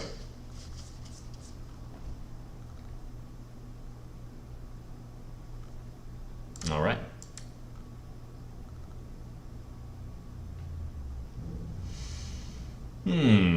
I'm feeling a little gambity. Maybe at Evans? Let's see.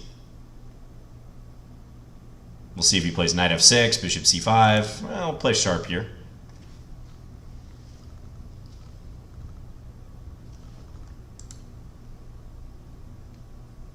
Ooh, okay. I'll play like how I was originally taught to play this line, but I think this is a pretty legit variation for black. Black has compensation in this line.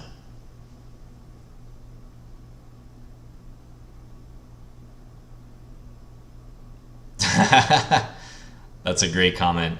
I have faced this move before. I played in the National Elementary Championship, and I still remember the name of the guy who played this against me. For some reason, his name like sticks in my head.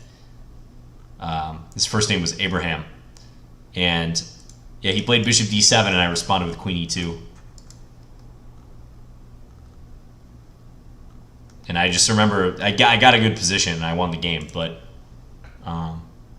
bishop d7 is not so great. You want to go c6 there. It was not Abraham Lincoln.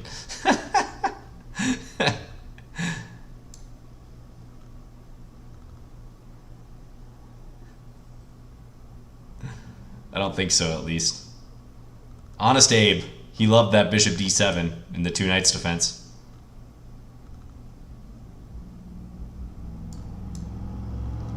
I don't remember what he played after queen e2. I want to say he played bishop d6. I still have the score sheet, though.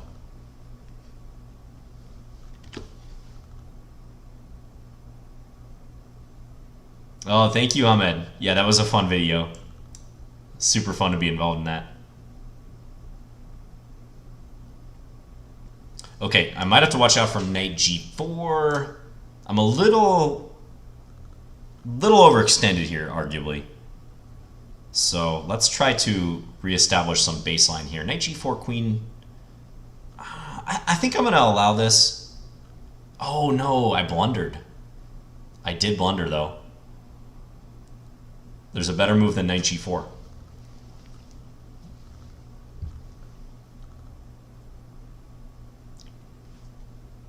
He found it. He found the move. This is the move I missed. I thought this one I could go here and counterattack the knight, but now I'm going to have to scramble, my friends. Let's see what happens. Could this be another player who takes me down? We shall see. Stay tuned. Stay tuned to another episode of The Young and the Knightless, starring John Bartholomew. I'm going to try to go for another pawn. Take, take, knight c6, queen takes b7. This feels like desperation.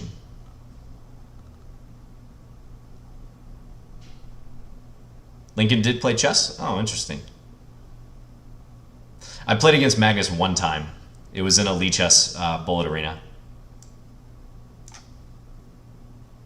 I need to play him again. Play a3. So I do have 3 pawns for the piece, but I think it's a pretty safe bet that black is better here, because these pawns are a long way from being relevant, basically, is the main reason. D3. Trying to coordinate a little bit.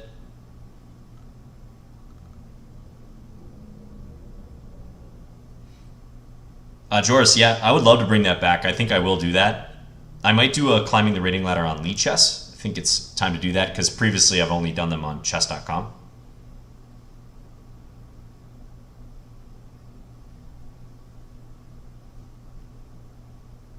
Nice, Luchsek. I think I remember that.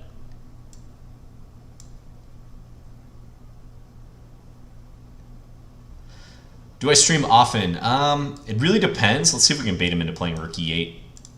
It depends, like, kind of what part of the year it is, but I try to stream like once or twice per week. That's probably the average. I would like to bump that up to maybe 3 to 4 or even up to 5 or more, but it is kind of difficult.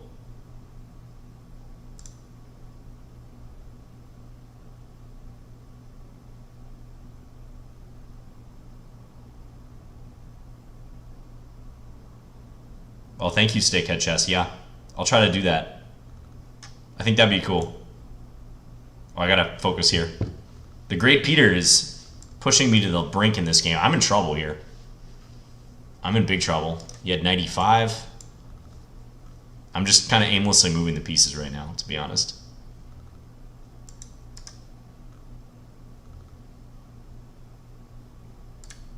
My greatest hope is that he loses on time.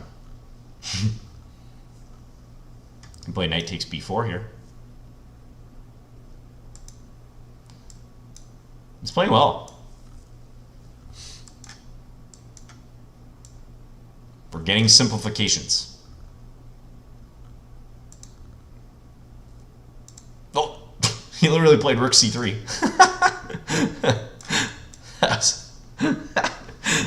I don't know where I thought that rook was going, but not to c3. I was like, I thought it was, I don't know what I thought. Going over there or something. Very good game. That was a well-played game. That started life as a 2 knights where he played this bishop b7 move, which I said I wasn't so great, but you know, black does have some compensation there. Yeah, really, really well played. Knight d7 punished me. I mean, we're going to see an eval that is heavily, heavily in black's favor. This is straight up terrible for me. Knight c3 on move 11 here. Yeah, double question mark move. And knight d7 was the way to punish it, so well played. I think with more time, you would have had me. Okay, last game of the session. You guys know what time it is. Let's get ready. First, change up the piece set. And then, accept random challenge. We're playing the Bongcloud. Oh, we got a good opponent, Norwegian Chess Giant. I know Norwegian Chess Giant. This is going to be tough. Now, the problem here, I can't really pre-move king e7, because there's a chance he could have played queen h5, right? Like, that would have been tough had he played queen h5. All right, full focus. Norwegian Chess Giant's good. Shout out to Norwegian Chess Giant, by the way. He's a strong player. We need full focus here to have a chance.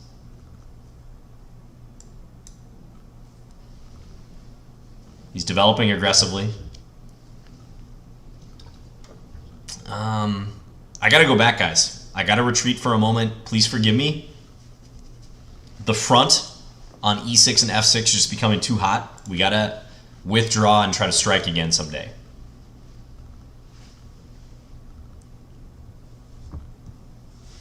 Norwegian Chess Giant is actually gigantic. He's a tall dude. Just a big guy. Okay. If we take the knight, we get mated. What happens here? I think he's lining up some sort of queen d5 type move. Oh, I have some tricks, maybe. I don't know. Let's play knight e5 first. There's some bishop g4 type things, but unfortunately, let's say he goes bishop b3. Fortunately, it doesn't quite work because he has bishop f7 then. Maybe it will work. We'll see. It actually may in fact work. Hold up.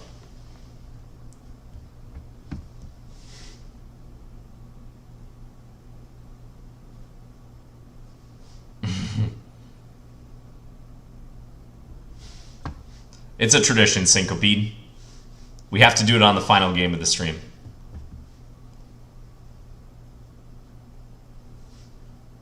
He goes back.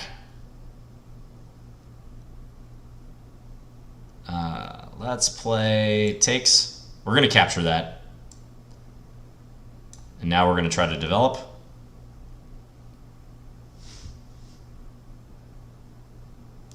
Yeah, this is the final game. We've been going for 2 hours. So we're wrapping up here. It's been fun. We still got some business to take care of in this game. Thanks to everyone who's challenged today. Can't get to everyone, but we always try.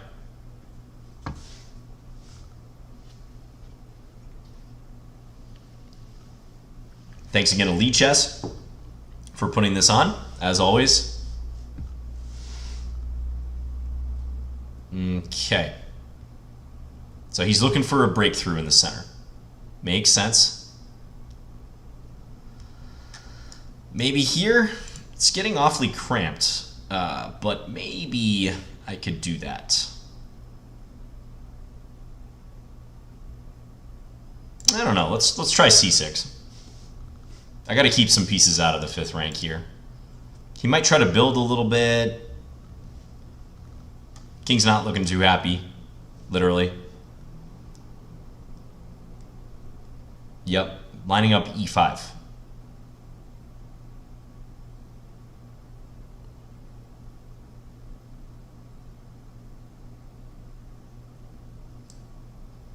Knight on the rim is brimming with confidence.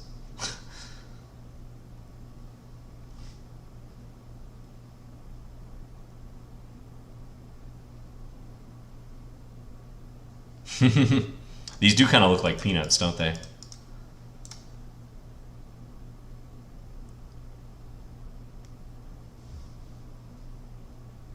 He's thinking a lot, though. Remember, oh, this is 3+1. He snuck a 3+1 in. Okay, this is going to be even more tricky then. I was all excited because I thought I might be able to flag him, but evidently not. No problem, Norwegian. No worries.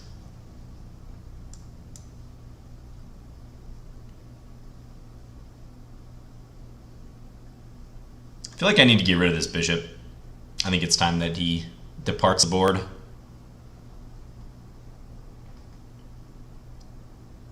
D5 now? I mean, I feel like this is kind of stabilizing.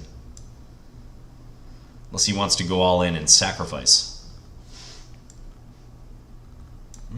Let's go here. I think I can work my way out of this. I got h5 coming. Bishop f6 maybe in the air.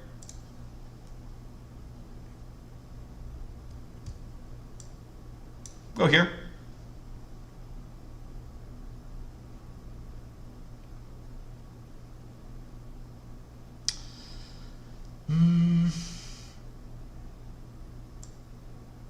Step here. Trying to go bishop f6 when he can't meet it with knight e4. I want to disallow that possibility.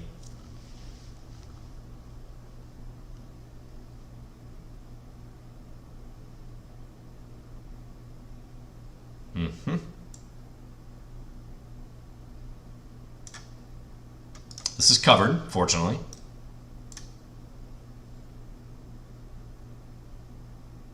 Let's take here.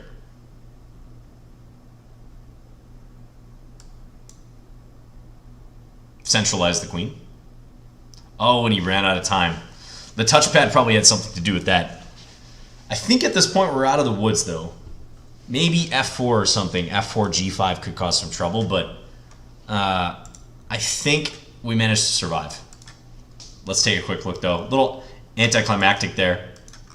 What was the worst eval that we were up against? Out of the opening was plus 3.8. Ooh, knight d5. Yeah. I don't think we were ever, like, bluntly losing, as in white was a move or so away from winning a piece or something. It felt like after knight f5 that I was able to calm the position down a little bit. Kind of used my pawns. White's lacking a little firepower here, although the engine still puts them a bit ahead. Why is knight d5 so strong? Ah, probably because king e8 will be met by knight b5. Yeah, that would be painful. Then the horsies would raid and cause a lot of problems. So thank you, Norwegian Chess Giant, for the game. Thank you to everyone who played today and challenged, especially those of you who didn't get a challenge. I appreciate you tuning in and waiting nonetheless. We're doing more of these in the future, so no worries. And again, there's other streamers too who are doing Lichess plays as well. So if you want to play a master, maybe a high-profile streamer, Lichess is hooking you guys up. So thanks again, everyone, for tuning in. We're going to raid someone here. I'm not sure exactly who.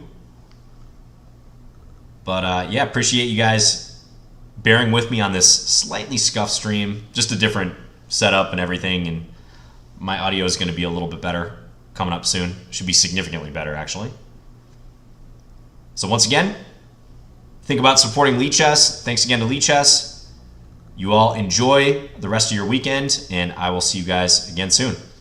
Thanks. Bye.